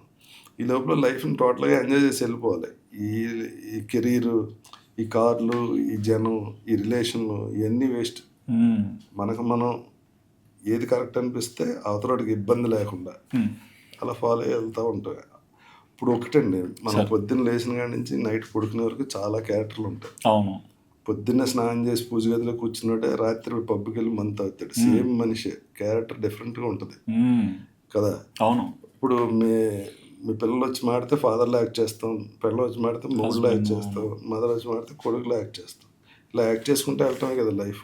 పొద్దున్న సాయంకాలం ఇందులో మళ్ళీ ఇది కావాలి అది కావాలి, వీడితో గొడవ ఆడితో గొడవ, ఇవన్నీ అనవసరం అని నా ఉద్దేశం. ట్రూ. ఓ రోజు పొద్దున్నే వీడు రాత్రి బాగానే ఉన్నాడు, పొద్దున్న లేగలేదు అంటారు, అంతా అయిపోయింది. కానీ టోటల్ క్లోజ్. సార్ మీరు చెప్పింది నేను యాక్సెప్టెడ్ సార్. అంటే ఎవరైనా ఏదైనా ఒక స్టేట్మెంట్ ఇచ్చారంటే ఒకటి జరుగుతూనే కదా సార్ ఇచ్చేది. ఇక్కడ ఫుడ్ బాగుందంటే అక్కడ తింటేనే కదా సార్ చెప్పేది. సో ఈ ఒపీనియన్ రావడానికి మీకు ఏంటి సార్ అంటే ఎన్ని అప్స్ అండ్ డౌన్స్ చూస్తే ఈ రోజు ఈ స్టేట్మెంట్ ఇచ్చారు? అప్ అండ్ డౌన్స్ ఏం లేదండి, అంటే తీసుకుంటేనే కదా అప్ అండ్ డౌన్. ఇప్పుడు మీరు నన్ను అట్ చేశారనుకోండి, నేను తీసుకుంటేనే అది. అవును, అది కరెక్ట్ సార్. వీడి క్యారెక్టర్ అంతేలే అనుకుంటే నాకు చాలా ఈజీ అయిపోయింది. అందుకని నేను తీసుకోను. మీరు నన్ను తిట్టినా, నా మీద ఊసినా నేనేం పట్టించుకోను. మామూలుగా చెప్తా సార్, అర్థమైంది. ఓహో ఈ యాక్టర్ ఇదే, ఓకే వీటితో ట్రావెల్ చేయకుండా ఉంటే అయిపోయింది కదా. మీ గురించి అసలు ఆలోచించను ఇంకా. అదే నాకు పెద్ద ఎసెట్. మిగిలిన వాళ్ళు అయితే వీడు ఇలా చేశాడు, వీడిని రేపొద్దున ఏం చేయాలి మొదలెడితే దొబ్బింది మొత్తం. ఓకే. మనసాన్ని దొబ్బింది ఫస్ట్. అండ్ లైఫ్లో ప్రతి ఒక్కరు కూడా ఫ్లక్చువేషన్స్ వస్తుంటాయి సార్. కొన్నిసార్లు లో ఉంటాం, కొన్నిసార్లు హై ఉంటాం. మంచిగా నడుస్తుంటుంది లైఫ్. నాకు అలాగే ఉండదు, లో ఉండదు అసలు. ఇప్పుడు సినిమాకి వెళ్ళి అప్పట్లో బిగినింగ్ డేస్ కాబట్టి ఈ రోజు అంటే మీరు అడిగితే ఖచ్చితంగా ఎవరో ఒకరు రెస్పాండ్ అయ్యి దానికి సొల్యూషన్ వస్తుంది. అప్పట్లో అది ఎంత లేదు కదా సార్. ఇవన్నీ పార్ట్ ఆఫ్ ది లైఫ్ అండి. ఇప్పుడు మనం ఏదో ప్రాపర్టీ కొనుక్కుందాం ఇస్తాడు ఎగ్గొట్టి, లేకపోతే ఏదో ఎవరికో రిజిస్ట్రేషన్ ప్రాపర్టీ మనకి ఇచ్చని, ఇవన్నీ మామూలుగా రెగ్యులర్గా జరిగి ప్రాసెస్. మనం జాగ్రత్తగా ఉండాలి. ఒకవేళ అటువంటి జరిగినా ఓకే, వాట్ నెక్స్ట్ తప్ప అక్కడ స్ట్రక్ అవ్వకూడదు. మెయిన్ ప్రతిదీ ఎక్స్పెక్టేషన్లోనే వస్తుందండి, మన అనుకోవటంలోనే ఉంటుంది. అవును. ఇప్పుడు ఎవరో పోయారు, మా ఫాదర్ పోయాడు, నేను రోజు ఏడుస్తున్నా. ఇప్పుడు మీ ఇంటర్వ్యూకి వచ్చా హ్యాపీగా మాట్లాడుతున్నా, మళ్ళీ ఇంటికి వెళ్ళాక మళ్ళీ గుర్తొచ్చి ఏడుస్తాం. ఇప్పుడు అదే ఇది మీతో ఉన్నప్పుడు కూడా ఉంది కదా. సిచ్యువేషన్ బట్టి మారిపోతూ ఉంటుంది. అలాగే సిచ్యువేషన్ ఇది ఎమోషన్ ఎప్పుడు అటాచ్ అవ్వకూడదు. ఓకే. మీరు మీ పేరుతో అటాచ్ అయితే నీ గొడవ అంతా. అటాచ్ అవ్వకపోతే హ్యాపీ. ఇప్పుడు మన బాడీలో ప్రతి పార్ట్ కాస్ట్లీ అండి. అవును. కిడ్నీ పోతే ₹1,00,000 అవుతుంది, లంగ్స్ పోతే ఇంకోటి ఏదో ఎక్కడి నుంచో తేవాలి. వాటిని జాగ్రత్తగా చూసుకుంటా మన పని మనం ఇక్కడ అన్నీ ఎంజాయ్ చేస్తారు. ప్రతి మనిషిని ఎంజాయ్ చేయాలండి, ఎందుకంటే క్రియేట్ చేయలేము. మళ్ళీ ఉన్నోళ్ళతో హ్యాపీగా ఎంజాయ్ చేసి టాటా బై బై నవ్వుతా వెళ్ళిపోవటమే. మళ్ళీ చచ్చిపోతామని చెప్తే ఆడటాలు అన్నీ ఉండకూడదు.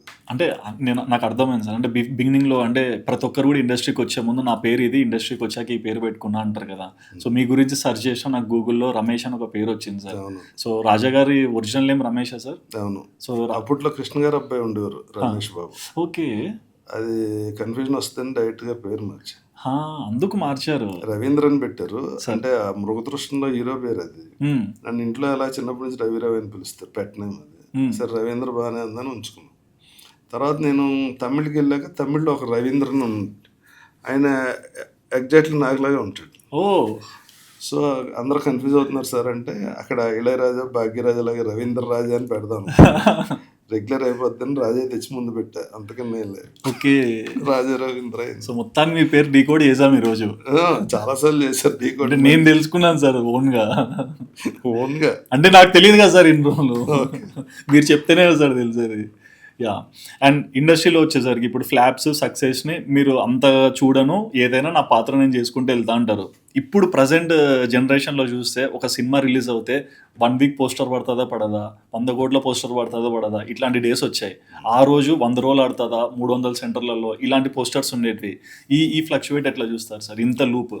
ఇంత లూప్ ఏం లేదు, అది మీకు అప్పుడు 100 రోజులకి ఎంత వచ్చిందో ఇప్పుడు 3 రోజులకి అంత వస్తుంది కదా. టికెట్ రేట్స్ పెరిగినాయి, కంఫర్ట్స్ పెరిగినాయి, పే చేసి మనుషులు కూడా ఉన్నారు. ఇప్పుడు 5,000 పెట్టినా పెద్ద సినిమాలకి వచ్చి చూసేసి ఇప్పుడు మనిషి యాటిట్యూడ్ ఏమైందంటే ఆడు ఫస్ట్ షో ఏది ఉందో అది చూసేది. అవును, ఆడికి 2వ రోజు చూస్తే కిక్ ఉండదు. ఆ కిక్ కోసం ఫస్ట్ ఎంతైనా ఖర్చు పెడతారు ఫస్ట్ షోకి. అందుకని ఉన్న థియేటర్లు అన్నట్లు ఒకటే సినిమా రిలీజ్ అయినా ఆడ 5,000 పెట్టుకుని వెళ్ళి చూసి నేను చూసానని చెప్పాలి, దానికి క్యాష్ వేసుకుంటుంది, తప్పే ఉంది. అంటే ఇది అడగడానికి ఒక రీజన్ సార్, అంటే మీరు చిన్నప్పుడు సినిమాకి వెళ్ళింటారు కదా సార్, అండ్ ప్రతి ఒక్క ఆర్టిస్ట్ కూడా నాకు ఇలాంటి పాత్రలు చేయాలని ఉంటుంది. బట్ మిమ్మల్ని ఎక్కువగా మేము పోలీస్ క్యారెక్టర్స్లోనో, ఒక డిఫరెంట్ నెగిటివ్ షేడ్స్లోనో, అప్పుడప్పుడు ఫ్యామిలీ ఓరియంటెడ్ క్యారెక్టర్స్లోనో కనిపిస్తారు. బట్ మా రాజా గారికి ఇష్టమైన పాత్రలు ఏంటి, పౌరాణికం ఇట్లాంటివి? అంటే ఆడిచ్చిన క్యారెక్టర్ కరెక్ట్గా చేయాలనుకోవటం నా క్యారెక్టర్. ఓకే, ఈ క్యారెక్టర్ చేయాలనే కాదు, మీరు ఇచ్చిన క్యారెక్టర్ కరెక్ట్గా చేస్తారు, అన్ని పోలీస్ వేషాలు ఎలా చేస్తారా అని అడిగారు నన్ను. సార్ మీలాంటి ఒక పెద్ద అన్ని పోలీస్ స్టేషన్ ఎస్ఐలు ఒకలా ఉండరా అని చెప్పారు. అది ఓకే ఓకే ఓకే, అన్ని సినిమాల్లో పోలీస్ క్యారెక్టర్ ఒకలా ఉండదు. క్యాష్ లో ఉన్న రాజారవీంద్ర గారు మళ్ళీ యాక్టివేట్ అయినారు సార్. లేదు, నేను నిజంగా చెప్తున్నా, ప్రతి సినిమాలో పోలీస్ ఒకేలా ఉండడు. అవును, ఒక్కొక్కడికి ఒక క్యారెక్టర్ ఉంటుంది కదా. నేను డిఫరెంట్ క్యారెక్టర్లు చేస్తున్నారా, పోలీస్ డ్రెస్ చేసుకున్నా తప్ప డిఫరెంట్ పోలీసులు అందరూ అని చెప్పి. నాకు మీ పోలీస్ క్యారెక్టర్స్ కనిపించాయి సార్, నాకు ఏవో గుర్తొచ్చాయి కూడా చెప్తాను సార్. మన ఎక్కడికి పోతావు చిన్నవాడలో బుట్టు పెట్టుకునేది, అది విలన్ ఒకటి గుర్తొచ్చింది. ఇంకోటి రాజ్ తరుణ్ దాంట్లో ఒకటి పోలీస్ క్యారెక్టర్ వేశారు, ఆ 2 స్పార్క్ అయినాయి సార్. డాగ్స్ ఇది సంథింగ్ రిలేటెడ్. యా సార్, నాకు పోలీస్ ఆఫీసర్ చెప్పారు సార్, ఎక్కడో కాఫీ షాప్లో కనిపిస్తే నేను ఇలా నార్కోటిక్స్ దీంట్లో ఉంటాండి, మీతో మాట్లాడచ్చండి. ఆయన ఏమన్నా అంటే, సార్ మామూలుగా 3rd డిగ్రీ ఉపయోగించిన నోరెప్పున్న కొంతమంది ఉంటారు సార్, వాళ్ళకి మేము వేరే ట్రైనింగ్ అవుతాం, వాళ్ళకి బాగా ఇరిటేటింగ్గా ఏదో ఉంటే అది చేస్తుంటాం. ఉదాహరణ నేనైతే 1 నెల 3 నెలలు వాడేసిన సాక్స్ ఉతకకుండా ఆడికి వాసన చూపించి నోట్లో పెడితే ఆడికి నిజం చెప్పేశారు. కానీ సార్ మిమ్మల్ని చూస్తే మీరు జస్ట్ మీ వాయిస్ తోటే ఆడి నిజం చెప్పించేలాగా ఉంటుంది సార్. నేను ఎప్పటి నుంచి అనుకుంటా వీడి నిజంగా పోలీస్ ట్రైనింగ్ అయ్యాడా ఏంటి, ఆ క్యారెక్టర్ చేసినప్పుడు ఆ ఇంటెన్స్ లుక్ తోటి మీరు మాట్లాడుతుంటే నాకే ఒకలాగా ఉంటుంది సార్. మీరు ఏమైనా ట్రైనింగ్ అయ్యారని అడిగారు. లేదు సార్, నెంబర్ ఆఫ్ క్యారెక్టర్స్ చేసి అలవాటు అయిపోయింది. ప్రతి పాత్రలో డ్రెస్ చేస్తేనే ఒక రకంగా వచ్చేస్తుంది. ఎగ్జాక్ట్లీ, పొద్దున్న డ్రెస్ కానీ చిన్న మిగిలిన క్యారెక్టర్ కన్నా పోలీస్ డ్రెస్ వేస్తూ కిక్ ఉంటుంది. అండ్ లాంగ్వేజ్ కూడా మాడ్యులేషన్స్ మారుతుంటాయి కదా సార్, అంటే ఆ రీజన్ కి తగినట్టు ఆ క్యారెక్టర్ తగినట్టుగా వస్తాయి కదా సార్. అవి ఎట్లా ప్రాక్టీస్ చేస్తారు సార్? ప్రాక్టీస్ ఏం లేదు, డైరెక్ట్ చెప్పినట్టు చేయటం. ఎక్కువ గోదావరి స్లాంగ్ వచ్చేస్తుంది, నాకు తెలంగాణ స్లాంగ్ చాలా కష్టం రావటం. కన్నడ మూవీస్ కూడా చేశారు కదా సార్? కన్నడ చేశాను, తమిళ్ ఎక్కువ చేశాను, తమిళ్ ఎక్కువ చేశారు, హిందీ కూడా చేశారు. లైక్ యుఎస్ లోనే ఎక్కడో ఫ్లైట్ మీద స్టంట్ చేశారని విన్నాను సార్. లండన్ లో ఆ ఫ్లైట్ పైన నుంచి వెళ్ళి ఒక ఈవెంట్ ఉంటుంది, మా పిపి రెడ్డి గారు వరుణ్ గారు అని వాళ్ళు బెంట్లీ కార్లు కొన్నారు. ఓకే, అప్పుడు ఆ బెంట్లీ వాళ్ళు ఒక టూర్ వేస్తే నన్ను కూడా తీసుకెళ్ళారు. అప్పుడు ఆ ఫ్లైట్ మీద నుంచి ఫ్లై అవుతూ ఉంటుంది, ఫ్లైట్ పైన నుంచి ఉంటుంది. ఏంటి సార్ ఇది? అదే ఏంటి, ఎక్కడికి తెగింపు? పైకి వెళ్ళాక డౌట్ వచ్చింది, ఎందుకంటే ఆపమంటే ఆ కింద పైలట్ ఉంటాడు, మా ఇద్దరికి కాంటాక్ట్ లేదు, వాటిని ఇలా కొట్టినా ఆ సౌండ్లో ఏమైపోయింది. పైకి వెళ్ళాక అవసరం నీకు అంటే వర్షం పడుతుంది, ఒక్కొక్క చినుకు ఒక రాయిచ్చి కొట్టినట్టు ఉంది ఆ స్పీడ్ లో. ఓకే, ఇదంతా ఉంటది కానీ ఇక్కడ బొగుల మీద అయితే అబ్బో మెంటల్ వచ్చింది ఆ రోజుని. పావు గంట తిప్పాడు పైన. సార్ ఇండస్ట్రీ అంటేనే ఒకటి వింటుంటాం సార్, నెపోటిజం ఉంటుంది, ఇట్లా చేస్తారు అట్లా చేస్తారు. ఇక్కడ నెపోటిజం ఏమి ఉండదు, అది ఊరికే అంబక్ అంతా. ఎందుకంటే టాలెంట్ లేకపోతే ఆడియన్స్ యాక్సెప్ట్ చేయరు. 100%. దానికి బోల్డ్ ఎగ్జాంపుల్స్ ఉన్నాయి. ఒకే ఇంట్లో ఒకళ్ళు సూపర్ హీరో ఇంకోళ్ళు అవ్వకుండా అలా చేసిన వాళ్ళు చాలా మంది ఉన్నారు. అది ఓన్లీ కష్టపడాలి, టాలెంట్ ఉండాలి, మనల్ని జనం యాక్సెప్ట్ చేయాలి. ఒక టికెట్ కొనుక్కుని మనం 2 గంటలు చూడగలగాలి, అంతే తప్ప ఇక్కడ ఎంత రుద్దినా అవదు ఇక్కడ. ఓకే. ఇది రాంగ్ వర్డ్. ఊరికే ఇప్పుడు ఉన్న హీరోలందరూ కష్టపడి పైకి వచ్చిన వాళ్ళే, ఖచ్చితంగా కష్టం లేకుండా ఎవరు రాలేరు సార్. రాలేదు. అవును. సో నెపోటిజం అన్నది ఊరికే అనుకోవటానికి తప్ప అస్సలు ఉండదు. ఓకే. అండ్ ఇదే ఇండస్ట్రీలో ఇప్పుడు వచ్చిన డిఫరెన్స్ థింగ్స్ నేను వినింది ఎక్కువగా పిఆర్ వాళ్ళ రూలింగ్ ఉంటుంది, పిఆర్స్తోనే మేనేజ్ చేయాలి అంతా అంటారు. ఈ పిఆర్స్తో ఇబ్బంది ఏముంటుంది సార్? ఇబ్బంది ఏముండదు, వాళ్ళ ప్రొఫెషన్ వాళ్ళది. ఇప్పుడు మనకి ఐడియా ఉండాలి, మనకి ఐడియా లేనప్పుడు పిఆర్ మీద ఆధారపడాలి. వాళ్ళు చెప్పినట్టే వినాలి, వాళ్ళు చెప్పినప్పుడు వాళ్ళు మన రూల్ చేసిన ఫీలింగ్ ఉంటుంది. మనకి మెయిన్ మనకి ఇది దీని మీద ఒక ఐడియా ఉండాలి. ఇప్పుడు ఎప్పుడైతే డిజిటల్ వచ్చిందో నెంబర్ ఆఫ్ ఛానల్స్ అయిపోయినాయో ఎక్కడేముందో తెలియక ఇదివరకు అంటే 4 పేపర్లు 4 మ్యాగజైన్స్ ఉండేవి, 4 టీవీలు, దాంతో ఒక తెలిసింది. అవును. ఇప్పుడు ప్రెస్ మీట్ పెడితే 100 మంది 200 మంది వస్తే ఎవరి ఛానల్లో ఏంటో తెలియదు. సో ఆటోమేటిక్గా మనకి పిఆర్ అవసరం ఉంటుంది. డైరెక్ట్గా మనం డీల్ చేయలేము. ఆటోమేటిక్గా పిఆర్ మీద అవసరం ఉన్నప్పుడు పిఆర్ మనకి ఎంత వాళ్ళ మీద ఆధారపడితే వాళ్ళు రివర్స్లో మనకు చూపిస్తారు. ఓకే. అండ్ లైక్ అంటే ఇప్పుడు జనరల్గా ఈరోజు ఒక మూవీ రిలీజ్ ఉన్న ఒక ఆడియో లాంచో, ప్రీ రిలీజ్ ఈవెంటో, లేకుంటే ప్రెస్ మీటో వరుసగా జరిగిపోతున్నాయి. బట్ ఒకప్పుడు చూసుకుంటే ఒక సిచ్యువేషన్లోనే ఒక ఆడియో లాంచ్, సినిమాకి రిలీజ్ ముందు ఒక ఈవెంట్ జరిగేది. సో ఇంత బ్రాండింగ్ చేస్తే కానీ సినిమాని మార్కెట్లోకి పెట్టలేమా? అవునండి, ఇదే టెక్నాలజీ మారింది కదా, ఆటోమేటిక్ చేయాల్సి వస్తుంది. అంటే ఇప్పుడు ఇదివరకు ఇంటికి వెళ్ళి టీవీ చూస్తే కానీ ఇది కాదండి. ఇప్పుడు ప్రతి ఒక్కటి చేతిలోనే ఫోన్ ఉంటుంది. 24 గంటలు ఫోన్లోనే ఉంటారు అందరూ. అవును.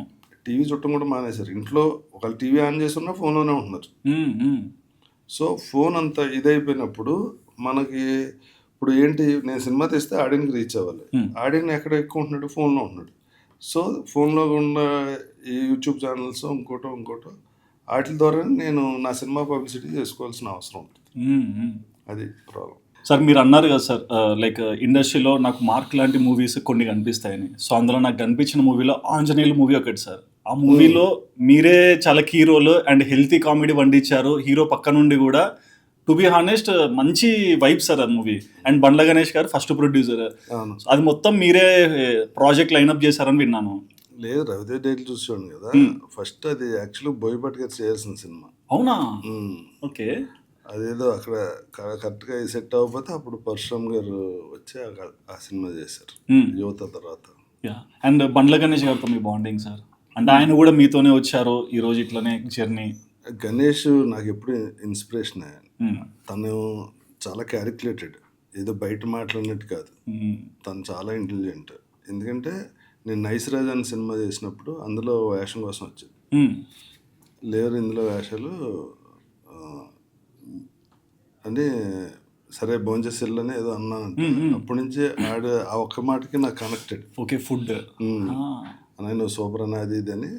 తర్వాత రవితేజ హీరో అయ్యాక ఈ సినిమాకి తర్వాత తను రియల్ ఎస్టేట్ చేసి తను ఎంత కష్టపడ్డాడో నాకు తెలుసు.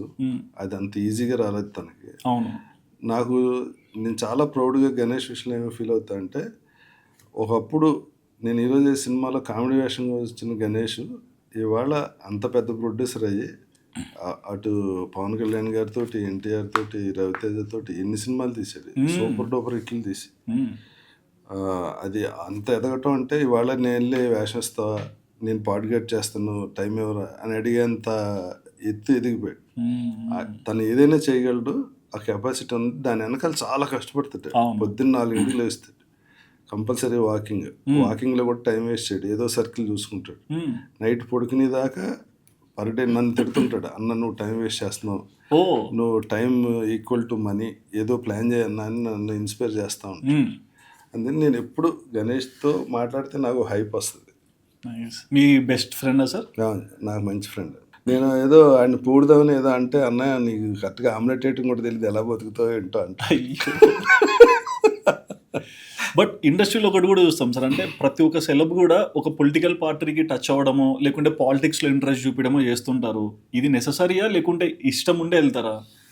అంటే అండి ఇప్పుడు రెండు ఇండస్ట్రీ అయినా పాలిటిక్స్ అయినా జనంతోటే కదా. ఉమ్, ఇండస్ట్రీలో ఉన్నోళ్ళకి పొలిటికల్గా మూమెంట్ చాలా ఈజీగా ఉంటుంది. అంటే అవును, జనాల జనంలో నుంచి వైబ్ ఉంది. వైబ్ ఉంటుంది, అది పార్టీకి హెల్ప్ అవుద్ది కూడా. ఉమ్, సో కొంతమందికి ఆ ఇంట్రెస్ట్ ఉంటే అటు వెళ్ళడం తప్పులేదు. ఉమ్, అందరూ ఒకలా ఉండరు కదా. అవును. ఇప్పుడు అంటే రియల్ పవర్ కదా అది. రేపు ఎమ్మెల్యే అయితే ఇప్పుడు బాబుమోహన్ గారు అయ్యారు, కోట శ్రీనివాసరావు అయ్యారు, అయ్యో పవన్ కళ్యాణ్ గారు డిప్యూటీ సీఎం. ఇప్పుడు డిప్యూటీ సీఎం. నేను మామూలు క్యారెక్టర్ హీరోల గురించి కాదు, సార్. అది దాని పవర్ వేరే, అవును. అది ఎంజాయ్ చేయొచ్చు. సో చిరంజీవి గారిని ఎప్పటి నుంచి అడ్మైర్ చేయడం మొదలు పెట్టారు? నేను ఇండస్ట్రీకి రాకముందు నుంచి అవునా? పిచ్చి ఫ్యాన్. ఓకే. చిరంజీవి గారితో స్క్రీన్ షేర్ చేయలేదా సార్? చేశారు కదా. అన్నయ్య సినిమా చేసా, మృగరాజ్ చేసా, మిత్రుడు, ఇంద్ర. ఓకే. ఇంద్రాలో ఉన్నారు. చాలా సినిమాలు చేశాను. ఇంద్రాలో గేమ్ చేంజింగ్ మంచి రోల్స్ ఉన్నాయి. మంచి రోజు అన్నయ్యతో చేసిన సినిమాలు చాలా. సార్ రీసెంట్ గా మీరు వాయిస్ విత్ రాజా అని చెప్పేసి కొన్ని వాయిస్ ఓవర్స్ ఇట్లాంటివి రిలీజ్ చేశారు కదా సార్, పూరి కనెక్ట్స్ లాగా. మనం ఉన్నది ఒక్కటే జీవితం. ఎగ్జాక్ట్లీ, ఉన్నది ఒకటే జీవితం. సో దాని బ్యాక్గ్రౌండ్ ఏంటి, అలా ప్రజెంట్ చేయడానికి కారణం ఏంటంటే మీ ఫీలింగ్స్ ఇవన్నీ ఎక్స్ప్రెస్ చేస్తూ కొన్ని కొటేషన్స్ కూడా ఇస్తున్నారు. అంటే మా ఫ్రెండ్ ప్రభాకర్ అని ఒక ఆయన, ఆయన ఐడియా ఇచ్చారు. ఓకే. నువ్వు ఊరికే ఇలాగ చెప్పిన గాల్లోకి వెళ్ళిపోతే మనం ఒక ఇది పెట్టి చేస్తే బాగుంటుందండి, దానికి ఒక అథెంటిక్గా వీడి పలనాడు, వీడి ఇమేజ్ ఉంది, వీడికి ఇన్ని విషయాలు తెలుసు అన్నది తెలుస్తుంది అంటే స్టార్ట్ చేశాను. తర్వాత మానేసాం. ఓకే. బట్ తర్వాత రీసెంట్ డేస్లో కూడా ఏ మీద ఒక వీడియో చూసాను ఆర్జీవి గారితో. సో ద లెగసీ అనేసి ఏదో వచ్చింది, ఏంటి సార్? రాజాస్ లెగసీ లాంజ్ అని. అది పాడ్కాస్ట్ చేద్దాం మీకులా, కానీ ఇలా హ్యాపీగా ఏసీలో కూర్చుని అయిపోద్ది, షూటింగ్లకి వెళ్ళి ఎండ్లో కష్టపడటం ఎందుకని. ఈ రోజు కూడా బయట నేను మీమ్స్ ఇట్లా చూస్తున్నాను, బాహుబలి సినిమాని ఏలో తీయొచ్చు 5 lakhsలోని. నిజంగా అది పాసిబులా సార్? 100%. ఇప్పుడు ఏకి ఏంటంటే చాలామంది తెలుసు, దానికి ఇన్స్ట్రక్షన్ ఇస్తే అది విజువల్ ఇచ్చేస్తుంది. అది సీడాన్స్ అని చెప్పారు కదా ఆయన, చైనా వాడు సాఫ్ట్వేర్ అది. వాళ్ళు ఇప్పుడు దగ్గర 10 minutes దాకా చేసేస్తున్నారు. ఓకే. మీరు మామూలుగా క్యారెక్టరేషన్ అన్నీ చెప్తే ఆడు చేస్తారు. అందుకే ఆయన చెప్పింది. విజువల్స్ కూడా చాలా ఉన్నాయి, చాలా గ్రాండియర్. ఇది మామూలుగా బాహుబలి విజువల్ ఇచ్చి ఇది కథ అని చెప్తే అయిపోద్ది. ఎందుకు తను ఎవడో ఒకడు ఏలో మన వారణాసి ట్రైలర్ ఆడి వర్షన్ పెట్టాడు కదా. అవును అవును. అది ఎంత డేంజరు. ఇప్పుడు ఆ సినిమా ఉందనుకోండి, ఒక చిన్న ట్రైలర్ గ్లిమ్స్ లాగా వదిలితేనే ఆడు వేరే ట్రైలర్ చేశారు. అవును. రేపొద్దున్న అది ఇంకొక ట్రైలర్ వదిలేరు అనుకోండి, టోటల్ ఆ సినిమాలో లేని ట్రైలర్ ఇది చేసేస్తాడు. ఇంప్రెషన్ అంటే ఒక్కొక్కడు చేసేస్తుంటాడు. ఆ కథని ఎలాగ జనం దగ్గర తీసుకెళ్లాలన్నది ప్రొడ్యూసర్కి డైరెక్టర్కి ఇప్పుడు కన్ఫ్యూజ్ అయిపోద్ది అలా చేస్తే. దానివల్ల చాలా ఇబ్బంది ఉంటుంది. ఈ హై బడ్జెట్ సినిమాలు ఒక్క విజువల్ వచ్చినా వీడు ఇంకోటి చేసేస్తున్నాడు, కంట్రోల్ లేదు. దీనిలో ఏతోనే రాజమౌళి గారు, మహేష్ బాబు గారు ఫైట్ చేసుకునేది కూడా పెట్టి మీడియా ఛానల్స్ లో వేసి. అవును, అలా ఏదైనా చేయొచ్చు. అంటే ఏలో ఆ లైఫ్ ఉండదు అనుకోండి, అదే 2 బొమ్మల్లా ఉంటాయి. ఇప్పుడు అంటే లేనిది సృష్టించి. రాము గారు చెప్పింది పర్ఫెక్ట్గా ఏంటంటే, బాహుబలి లాంటి సినిమా 5 లక్షలు తీసినా బలగం లాంటి సినిమా 2 కోట్లు అవుతుంది. ఎందుకంటే హ్యూమన్ రిలేషన్, హ్యూమన్ ఎమోషన్ ఏలో రాదు, అది ఎంత చేసినా రాదు. ఫ్యూచర్లో రావచ్చు అన్నారు రాము గారు నాకు తెలిసి. ఇప్పుడు ఆ ఏలో ఇంకో ప్రాబ్లం నాకు తెలిసింది ఏంటంటే, మీరు ఒక ఇన్స్ట్రక్షన్ ఇస్తే 2 minutes చేసింది అనుకోండి, ఇంకో ఇన్స్ట్రక్షన్ ఇస్తే అది డ్రెస్ గిస్ అన్ని మార్చేస్తుంది. అంత ముందు డ్రెస్ కంటిన్యూటీ దానికి గుర్తుండదు. అది వేసుకున్నాడు ఇది వేసుకున్నాడు అని చెప్పలేం. అంటే ఇది డెవలప్ అయ్యి పర్ఫెక్ట్గా రాము గారు చెప్పిన స్టేజ్కి రావాలంటే పెద్ద టైం పట్టకపోవచ్చు, కానీ ఇప్పుడున్న యాజ్ ఇట్ ఈస్ దీనికి ఇప్పుడు కొన్ని యాడ్స్ చూసాం. అది మామూలుగా 500 నుంచి 1000 పోనీ ఒక 10,000 నుంచి 25,000లో ఒక 20 కోట్లంత ఇంపాక్ట్ తెచ్చేయచ్చు యాడ్లో. అటువంటి యాడ్స్ కూడా వచ్చేస్తాయి మీకు. కాకపోతే అది ఎక్కడో చిన్న హ్యూమన్ ఫీలింగ్ ఉండదు, ఆర్టిఫిషియల్ ఫీలింగ్ ఉంటుంది. అండ్ రీసెంట్ గా చిరంజీవి గారు కూడా నా ఏ విజువల్స్ వాడొద్దని చెప్పేసి కేసు కూడా పెట్టారు. అందరూ పెట్టాల్సిన అవసరం ఉంది. ఆ స్టేజ్కి వెళ్ళిపోతున్నారు. అంటే ఆర్టిస్టులు అందరూ, హీరోలు అందరూ పెట్టుకోవాలి. ఎందుకంటే చాలా వాల్యుబుల్ కదా. 100 crores పైన ఉంటారు అంత హీరోలు. వాళ్ళది విజువల్ ఎవడో వాడే సినిమా. ఇప్పుడు అకిరణ్ అసలు ఇండస్ట్రీకే రాలేదు, ఆయన పెట్టి ఒక సినిమా తీసాడు. అది ఎలా జరుగుద్ది? కరెక్ట్ కాదు కదా. అవును. కానీ కంట్రోల్ చేసే పరిస్థితి ఉండదు. అది ఎవడు చేసాడో తెలియదు. సో ఈ యాక్సెస్ చాలా ఎక్కువైపోయింది సార్. దాని గురించే ఆయన అడిగితే ఆయన చాలా క్లారిటీగా, చాలా క్లియర్‌గా తప్ప ఇంకేం మాట్లాడగలం ఆ రోజు పాడ్‌కాస్ట్. చూసాను సార్, చూసాను. చాలా బాగా జరిగింది. అది నేను కూడా షాక్. నాకంత పాడ్‌కాస్ట్ స్టార్ట్ చేసింది దానికండి. ఎందుకంటే మనకున్న నాలెడ్జ్ ఈ సినిమాలు తప్ప ఏం లేదు. ఇప్పుడు ఈ పాడ్‌కాస్ట్‌లో ఇప్పుడు మీతో మాట్లాడడానికి కొన్ని కొత్త విషయాలు నాకు తెలుస్తాయి. సార్. అదే ఒక డాక్టర్ గారినో లేకపోతే డిఫరెంట్ లాయర్‌నో, పోలీసునో అలా డిఫరెంట్ సమాజంలో ఉన్న పొలిటీషియన్స్‌నో, పెద్ద యాక్టర్స్‌నో, డైరెక్టర్స్‌నో చేసినప్పుడు చాలా నాలెడ్జ్ గెయిన్ చేయగలుగుతాం మనం. ట్రూ. సో మీకు అది అనుభవం ఉన్నట్టు చాలా మంది వచ్చింది సార్. కానీ మీలాంటి వాళ్ళు స్టెప్ ఇన్ అవ్వడము మాకు కొంచెం కాంపిటీషన్ సార్. ఇక్కడ కాంపిటీషన్ ఏముంది సార్, ఇది చాలా మాకు యాక్సెస్ దొరకవు సార్. కాదు సార్, ఇది సముద్రం అంత ఉంటది. ఇందులో అసలు ఎంతమంది వచ్చినా దీనికి స్పేస్ ఉంటది. ఇదేదో ఒకటి రాజ్యం కాదు. అది అందరికీ ఫ్లెక్సిబుల్. అంటే మీ వల్ల మిమ్మల్ని చూసి మేము ఎలా మాట్లాడాలి నేర్చుకోవాల్సిన పరిస్థితి ఉంది సార్. ఏ గురించి ఇంత చెప్పారు కదా, సో ఫ్యూచర్లో ఎంతవరకు వెళ్తుంది ఈ టెక్నికల్గా మీరు చూసినా? ఎంతవరకైనా వెళ్తుంది, దానికి లిమిట్ లేదు. అంటే ఇప్పుడు రాము గారు చెప్పారు, టెక్నిక్ మారినప్పుడల్లా మనుషులు మారారు, కానీ వల్ల మనిషి అవసరం ఉండదని. అది ఇక్కడ ఉన్న డేంజర్. ఆయన చెప్పిన దాంట్లో చాలా వాల్యుబుల్ పాయింట్, ఫ్యూచర్లో జరగబోయే పాయింట్. ఒకేసారి అటు నుంచి 4,000 మంది ఉద్యోగంలో ఒక ఈమెయిల్తో తీసాడని చెప్పారు. అది ప్రతి చోట జరుగుతూ ఉండింది. నాకు మా కజిన్ ఒకడు వేరే చోట పనిచేస్తుంటారు. వాళ్ళకి ఇచ్చిన ఈ టాస్క్ ఏంటంటే ఏఐతో మీరు నేర్చుకుని ఏఐతోటే వర్క్ చేయాలి, కాంబినేషన్. ఇంట్రెస్ట్ లేని వాళ్ళు రిజైన్ చేసి వెళ్ళిపోవచ్చు అని చెప్పారంట. ఓకే. అన్నది కంపల్సరీ. ఇప్పుడు మా మనోడు ఉన్నాడండి, వాళ్ళ స్కూల్లో హోంవర్క్ ఇస్తే టీచర్ ఇంటికి వెళ్ళి ఆ టీచర్ చెప్పిన విషయం చెప్తున్నా, మీరు వేసిన క్వశ్చన్ అని అడిగి ఆన్సర్ రాసేస్తున్నారంటే వాళ్ళు. అవును. అందుకని ఈ క్వశ్చన్స్ అన్నీ, వీళ్ళ ఆన్సర్స్ అన్నీ ఏఐకి ఇచ్చి ఇది ఏఐదా వీళ్ళు ఒరిజినల్గా రాసారో చూసి ఏఐలో హోంవర్క్ చేసిన వాళ్ళందరినీ మొన్నటి తీసుకెళ్ళి మళ్ళీ ఒరిజినల్ చేయించమని చెప్తున్నారు. అదొక పెద్ద టాస్క్ అయిపోయిందంట. ఆయన చెప్పిన ఇంకో వాల్యుబుల్ పాయింట్ ఏంటంటే ఏఐ వచ్చాక కంటి దగ్గర నుంచి చేతి వరకే ఉంటుంది, నాలెడ్జ్ బ్రెయిన్ వరకే వెళ్ళట్లేదని చెప్పారు. ఎందుకంటే మనం ఒక మ్యాటర్ చూసి కంటితో మనం టైప్ చేస్తే ఆన్సర్ వచ్చేస్తుంది.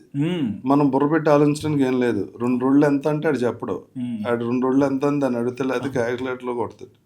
4 ఇదివరకు ఎక్కాలు వచ్చాయి, ఎక్కాలన్నదే లేదు అసలు, మర్చిపోతారు సార్. లేకపోతే మనం అడిగితే ఎబిక్యురస్ అది ఒకటి తెచ్చుకుని పెడతాడు, ఇల్లు అని చెప్తాడు ఆన్సర్. మనసులో బై హార్ట్ చేసి చెప్పేది లేదు. ఇంకా ఫ్యూచర్లో ఎమోషన్ కూడా ఉండదు. ఎందుకంటే అక్కడ టీవీ ఉంటే ఇంట్లో అందరూ సెల్ ఫోన్లోనే ఉంటున్నారు. పిల్లలు ట్యాబ్లో ఏదో చూస్తుంటారు, మనోళ్ళేమో ఏదో ఆడుతూ ఉంటారు. మా వైఫ్ ఏమో చీరలు చూస్తుంటుంది, మా పిల్లలు కూడా ఏదో చూస్తుంటారు. ఎవరితో మాట్లాడడానికి ఉండదు, అందరూ ఫోన్లోనే ఉంటారు. సో హ్యూమన్ రిలేషన్ అన్నది డేంజర్లో పడుద్ది. సో ఆయనే చెప్పాడు, హ్యూమన్తో మాట్లాడాలంటే ఇరిటేటింగ్గా ఉంది రాము గారు. ఎందుకంటే దానికి మొత్తం ఇన్ఫర్మేషన్ అంతా ఉంటుంది. ఒక్కడి ఇన్ఫర్మేషన్ కాదు కదా, కొన్ని కోట్ల మంది ఇన్ఫర్మేషన్ ఉంటుంది. మనం ఏది చెప్పినా అది మీకన్నా బాగా చెప్పుద్ది, నాకన్నా బాగా చెప్పుద్ది. ఎందుకంటే మనకన్నా 1,000 రెట్లు ఎక్కువ ఐక్యూ ఉన్న అంత బ్రెయిన్ మనకు ఉండదు కదా. సో ఆయన ఏమంటే హ్యూమన్తో మాడితే టైం వేస్ట్లా ఉంది, తనతో మాడితే నా ఐక్యూ లెవెల్ పెరుగుతుందని ఒక ఫీలింగ్ ఉంది. నేను ఏఐకి ఎడిక్ట్ అయ్యా, ఏఐకి అసిస్టెంట్ అయ్యా అని. ఫ్యూచర్ అంత దారుణంగా ఉంటుంది ఏఐతో. అర్థమవుతుంది సార్. అంటే ఆ ఇంటర్వ్యూ చూసాము, బట్ ఇక్కడ కూడా సెల్ఫ్గా ఇంకా అర్థమవుతుంది నిజంగా. అంటే ఆ ఏఐతో అండి ఇప్పుడు నాకు తెలిసిన నాలెడ్జ్లో ఏంటంటే, ఇప్పుడు నేను చాలామంది డేట్స్ వస్తున్నా. సో నేను ఏ డేట్స్ ఎప్పుడు ఇవన్నీ ఎవరినో ఇంకొక అసిస్టెంట్ పెట్టుకుని, నాకు 10 మంది అయితే ఇంకో అసిస్టెంట్ పెట్టుకుని ఆడికి అన్ని పనులు అప్పు చెప్పి ఇలా ఉన్నారు. ఇప్పుడు అది అక్కర్లే. ఒక్కో సెక్షన్కి ఒక్కొక్క ఏలో ఏజెంట్లా పెట్టేసుకుంటే అదే చెప్పేస్తుంది అన్ని. సో రైటర్స్తో పని తగ్గిపోద్ది. మెయిన్ ఏంటంటే నా కథ పాయింట్ ఇది, దీన్ని ఎన్ని రకాలుగా చేయొచ్చు అంటే అది 5 నిమిషాలు ఇస్తుంది. ఓకే. ఎందుకంటే దాని దగ్గర విపరీతమైన స్టోరేజ్ ఉంటుంది, రకరకాల స్టోరీలు అన్నీ దానికి మనం పంపగానే అది ఉంచుకుంటుంది. అవును, మనం అలా చేయలేం కదా. సో ఇది ఫ్యూచర్లో చాలా ఏఐ గురించి నాలెడ్జ్ లేకపోతే ఇంకా కంప్యూటర్స్ ఈ జావాలు గేవాలు ఏం లేవు. డైరెక్ట్ ఏ నేర్చుకోవడం వెళ్ళిపోవటం అంతే. ఓకే. అండ్ ఫైనల్గా లైక్ మీ ఫ్యూచర్ ప్రాజెక్ట్ ఏంటి, ఏం చేస్తున్నారు కొత్తవి? పాడ్కాస్ట్ చేద్దాం అనుకుంటున్నాను. అవును, పాడ్కాస్ట్ కనిపిస్తుంది సార్. ఇంకా మూవీస్లో ఏదన్నా ఏం ఫ్లోలో వెళ్ళటమే, ఇది చేద్దాం అనుకున్నా అది చేద్దాం అనుకుంటే ఏం లేదు. ఇండస్ట్రీ అంటే ప్లస్ మైనస్ రెండు కనిపిస్తాయి కదా సార్. మీకు స్వతహా మీ జర్నీలో మైనస్ అనిపించిన సిచ్యువేషన్స్ ఏమున్నాయి? నాకు బాగా అనిపించేది ఒకటే అండి, డబ్బులు ఉన్నాయి కదా అని ప్రొడక్షన్ చేయడానికి వస్తారు కొంతమంది ప్రొడ్యూసర్స్. వాళ్ళు ఏంటంటే ఇప్పుడు ఆర్టిస్టులు ట్రైనింగ్ ఉంటుంది, మ్యూజిక్ కూడా నేర్చుకుంటారు, ఆర్ట్ వర్క్ అంటే నేర్చుకోవాలి, ప్రతిదీ నేర్చుకునేదే ఇక్కడ. డైరెక్టర్ అంటే ఎవరికి అసిస్టెంట్గా చేయటం, లేకపోతే ఓన్లీ సినిమాలు చూసి ఇన్స్పైర్ అవ్వటం, షార్ట్ కట్ ఏంటి, ఎమోషన్ ఏంటి, ఇవన్నీ ఒక ట్రైనింగ్, కెమెరా అంటే లెన్స్ ఏంటి, ఈ ఎక్స్పోజర్ ఏంటి, ఇవన్నీ ఉంటాయి. ఒక ప్రొడ్యూసర్కి ఇక్కడ ఏ ట్రైనింగ్ ఉండదు. ఆయన ఏదో ఎక్కడో చోట సంపాదించినప్పుడు సినిమా తెద్దాం ప్యాషన్ ఉంటే చాలు వచ్చేస్తారు. వచ్చి ఇక్కడ ఏం తెలీదు, ఆ సినిమా బ్యానర్ రిజిస్టర్ చేసుకోవాలా, టైటిల్ ఎక్కడ రిజిస్టర్ చేసుకోవాలి, అసలు ఆర్టిస్ట్ని అడగాలి, కథ ఎక్కడి నుంచి తెచ్చుకోవాలి, మ్యూజిక్ ఏం చేయాలి, అసలు ఏ ఐడియా లేకుండా వచ్చేసి డబ్బులు పెట్టి అదేదో అందులో పోగొట్టుకుని ఎక్కడ ఖర్చు పెడుతున్నారు, దేని ఖర్చు పెడుతున్నారు కూడా తెలియకుండా సినిమా తీసి ఇక్కడ ఏమీ తెలియకుండా ఒకవేళ ఎన్ని చేసి ఏదో ఆస్తమ్మి సినిమా 3 కోట్లు అంటారు, అది 6 కోట్లు అవుద్ది. నాకు తెలిసిన ప్రొడ్యూసర్ 3 అంటే ఇప్పుడు 18 అయిందంట. 3-18 అయినా డబ్బులు తెస్తావు, సినిమా మీద ప్యాషన్. ఇప్పుడు ఈ సినిమా అయిపోయాక ఎక్కడ అమ్మాలి, సెన్సార్ ఎవరు చేస్తారు, ఏ థియేటర్ ఎవరితో మాట్లాడాలి, మినిమం ఏమాత్రం ఐడియా లేకుండా వచ్చేసి డబ్బులు పోగొట్టుకునే బోల్డ్ అంతమంది ప్రొడ్యూసర్స్ ఉన్నారు. నాకు దీన్ని ఒక లైనప్ చేస్తే, అంటే ఒక స్ట్రీమ్ లైన్ చేసి, అంటే అండి ఇక్కడ చాలా నాకు బాగా ఇదిగా అనిపించేది ఏంటంటే, ఒక మంచి డైరెక్టర్కి కరెక్ట్ ప్రొడ్యూసర్ దొరకరు, బాగా డబ్బులుండి మంచి సినిమా ఇద్దాం వచ్చిన వాడికి కరెక్ట్ డైరెక్టర్ దొరకరు. ఈ కాంబినేషన్ అసలు కుదరదు ఇక్కడ, ఏంటో మరి నాకు అర్థం కాదు. అలా ఫెయిల్ అవుతుంటాయి నెంబర్ ఆఫ్ ఫిల్మ్స్. సో మనకున్న ఎక్స్పీరియన్స్కి ఇది ఏదైనా ఒక స్ట్రీమ్ లైన్ చేస్తే ఇండస్ట్రీ కొంతకాలం బతుకుద్ది, ఆ ప్రొడ్యూసర్స్ నష్టపోకుండా ఉంటారని ఒక ఐడియా వచ్చి కథలిని నచ్చిన కథలో ఇప్పుడు నెంబర్ ఆఫ్ ఓటీటీ ప్లాట్ఫామ్స్ ఉన్నాయి, హాఫ్ అన్ అవర్ ఫిల్మ్స్ తీస్తున్నారు ఈటీవీ విన్లో కథాసుధాన్ని, షార్ట్ ఫిల్మ్స్ ఉన్నాయి 10 minutes చేసి. అలాగే ఒక అప్రూవల్ అయిన కథకి వాళ్ళ దగ్గర అప్రూవల్, ఇప్పుడు ఆహాలో కూడా బోల్డ్ కథలు ఉంటాయి, వాళ్ళకి కంటెంట్ అవసరం. ఈ కంటెంట్ అవసరం వచ్చిన వాళ్ళకి వీళ్ళకి ఓకే అయిన కంటెంట్ తీసుకెళ్ళి ఇలా డబ్బులున్న సినిమా అని ప్యాషన్ ఉన్న వాళ్ళకి ఒక ఎక్స్పీరియన్స్ ప్రొడక్షన్ మేనేజర్ని, కో డైరెక్టర్ని, కెమెరామెన్ని ఇచ్చి నీట్గా చేసి వాళ్ళు నష్టపోకుండా, ఇండస్ట్రీ నష్టపోకుండా, నెంబర్ ఆఫ్ ఛాన్సెస్ ఇంకా బెటర్మెంట్ అయ్యేలా చూద్దామని ఒక ఐడియా ఉంది, దాని మీద వర్కౌట్ చేస్తున్నాం. ప్లస్ ఇంకోటి ఏంటంటే, ఇప్పుడు నేను ఒక సినిమా చేస్తున్నాను, దాంట్లో ఒక 24 మంది ఆర్టిస్టులు కావాలి. ఓకే. సో అదేంటంటే బడ్జెట్లోనే తీయాలి, బడ్జెట్ ఫెయిల్ అయితే కనుక మళ్ళీ ప్రొడ్యూసర్ నష్టం వస్తుంది. చాలా తక్కువ క్రూతో, మినిమం క్రూ తోటి దాన్ని చాలా సినిమా అంటే పిచ్చి ప్యాషన్ ఉన్న కొంతమంది ఆర్టిస్టులను పెట్టుకుని, అది చాలా టఫ్ ఫిల్మ్ అండి, చాలా కష్టపడాలి, యాక్టింగ్ కూడా చాలా స్ట్రెయిన్ అవుతారు. ఓకే. డైరెక్టర్ అలాంటి కథ తీసుకున్నారు, is very talented. So casting కాల్లా చేసి, కాస్టింగ్ కాల్లా అంటే ఓన్లీ ప్యాషన్ ఉన్నోళ్ళే చేయండి, సరదా కాదు ఏదో సినిమాల్లో కనిపిద్దామని ఎక్కడో వీడియోలు తీసేసి యూట్యూబ్లో రీల్స్ చేసేసి పెట్టి అలా కాకుండా సిన్సియర్గా సినిమా ఎలా అయినా ఇక్కడ మనం ఉండాలి అనే ప్యాషన్తో ఉన్న వాళ్ళకి ఛాన్స్ ఇద్దాం అని ఒక అనౌన్స్మెంట్ కూడా చేసాం డైరెక్టర్ ప్రొడ్యూసర్. ఇలా రకరకాల ఆలోచనలు ఉన్నాయి. నాకు టైం ఎంతవరకు ఇచ్చేస్తాను, నేను ఎంతవరకు చేయగలుగుతాను నాకు ఇంకా ఐడియా లేదు. అంటే ఇది ఏమవుతుందంటే అండి, ఇప్పుడు ఆ ప్రొడ్యూసర్ని మనం రాంగ్ రూట్లో వెళ్ళకుండా చేద్దాం, సేవ్ చేసినట్టు ఉంటుంది, కానీ మనకు టైం ఉండాలి ఎక్కువ. మీ టైం మనం పెట్టిన వాళ్ళు వాళ్ళకి సిన్సియర్గా వర్క్ చేయాలి. రేపొద్దున అక్కడ తేడా వస్తే అదేదో మన మీదకి వస్తుంది, అవును వీడు తినేసాడు మొత్తం అంటారు. ఇప్పుడు ఇన్నేళ్ళు ఉండి ఆ దరిద్రం మనకెందుకు లాస్ట్లోని ఇలా రకరకాల ఐడియాలు, రకరకాల ఆలోచనతో ఉన్నా అది ప్రాపర్ లైన్లో పెడతాం. సార్ ఒక క్వశ్చన్ వచ్చింది సార్, అంటే బేసిక్గా ప్రొడ్యూసర్స్ గురించి అన్నారు కదా, ఇప్పుడు మార్కెట్లో ఎన్నో మేము చూస్తుంటాం ఇంత కలెక్షన్స్ అని, బట్ బేసిక్గా ఒక సినిమా హిట్ అంటే, ఇప్పుడు ₹1 కోటి సినిమాకి హిట్ అంటే ఏంటి సార్? అంటే గ్రాస్ కలెక్షన్ ఇవంతా చెప్తారు, బట్ ఎట్లా అది సక్సెస్ అయిందని మనం ఎలా అర్థం చేయాలి, అంటే మేము ఎట్లా అర్థం చేసుకోవాలి? ₹1,00,00,000 పెట్టి సినిమా చేశారనుకోండి సార్, అది 2 కోట్లు కలెక్ట్ చేస్తే ₹1,00,00,000 వస్తుంది. ఓకే. ఎందుకంటే డిస్ట్రిబ్యూషన్ కమిషన్ ఉంటుంది, థియేటర్ రెంట్ ఉంటుంది, టికెట్లో మళ్ళీ పర్సంటేజ్ ఉంటుంది, గవర్నమెంట్ ట్యాక్స్ ఉంటుంది, ఇవన్నీ పోను ప్రొడ్యూసర్ దగ్గరికి వస్తుంది. ఇప్పుడు ₹1,00,00,000 పెట్టి మీరు సినిమా తీస్తే అది 2 కోట్లు కలెక్ట్ చేస్తే మీ కోటి మీకు వస్తుంది యాక్చువల్గా. ఓకే. అది 10 కోట్లు చేస్తే సూపర్ డూపర్ హిట్. 10 కోట్ల సినిమా 10 కోట్లు 9 కోట్లు చేస్తే హిట్ కాదు. నష్టం. ₹1,00,00,000 సినిమా 2 కోట్లు చేస్తే హిట్. సో ఇక్కడ కాస్ట్ ఆఫ్ ప్రొడక్షనే ఇంపార్టెంట్. మీకు 100కి 90 సినిమాలు కాస్ట్ ఫెయిల్యూర్ సినిమాలు ఉంటాయి. అంటే ఆ సినిమా వర్త్ ఎంత, ఓ 10 కోట్లు అనుకోండి, వాళ్ళు ఒక 25 కోట్లు పెట్టి తీయటం వల్ల కాస్ట్ ఫెయిల్యూర్ ఉంటుంది. సినిమా వర్త్ ఎంత ఉందో అంతే చేయాలి. ఇప్పుడు కొత్త పెట్టి ఓ 25 కోట్లు పెట్టి చేసాం అనుకోండి, ఆడితే అది 50 కోట్లు చేస్తే 25 వస్తుంది. 50 చేస్తే 25. నేను అదే చెప్తున్నా, ఇప్పుడు 2 కోట్లు చేస్తే 1 కోటి వస్తుంది. అవును. ఇప్పుడు distributor commission, theatre rents, current ఇవన్నీ ఉంటాయి కదా. అవును. మీకంటే అప్రిషియేషన్ ఇచ్చే మా ఆడియన్స్కి ఏమైనా చెప్పాలనుకుంటున్నారా? 3 ఏళ్ళు మీరు చాలా ఎదిగారు, నాకు చాలా ఆనందంగా ఉంది. అయ్యో, నమస్తే. Thank you sir.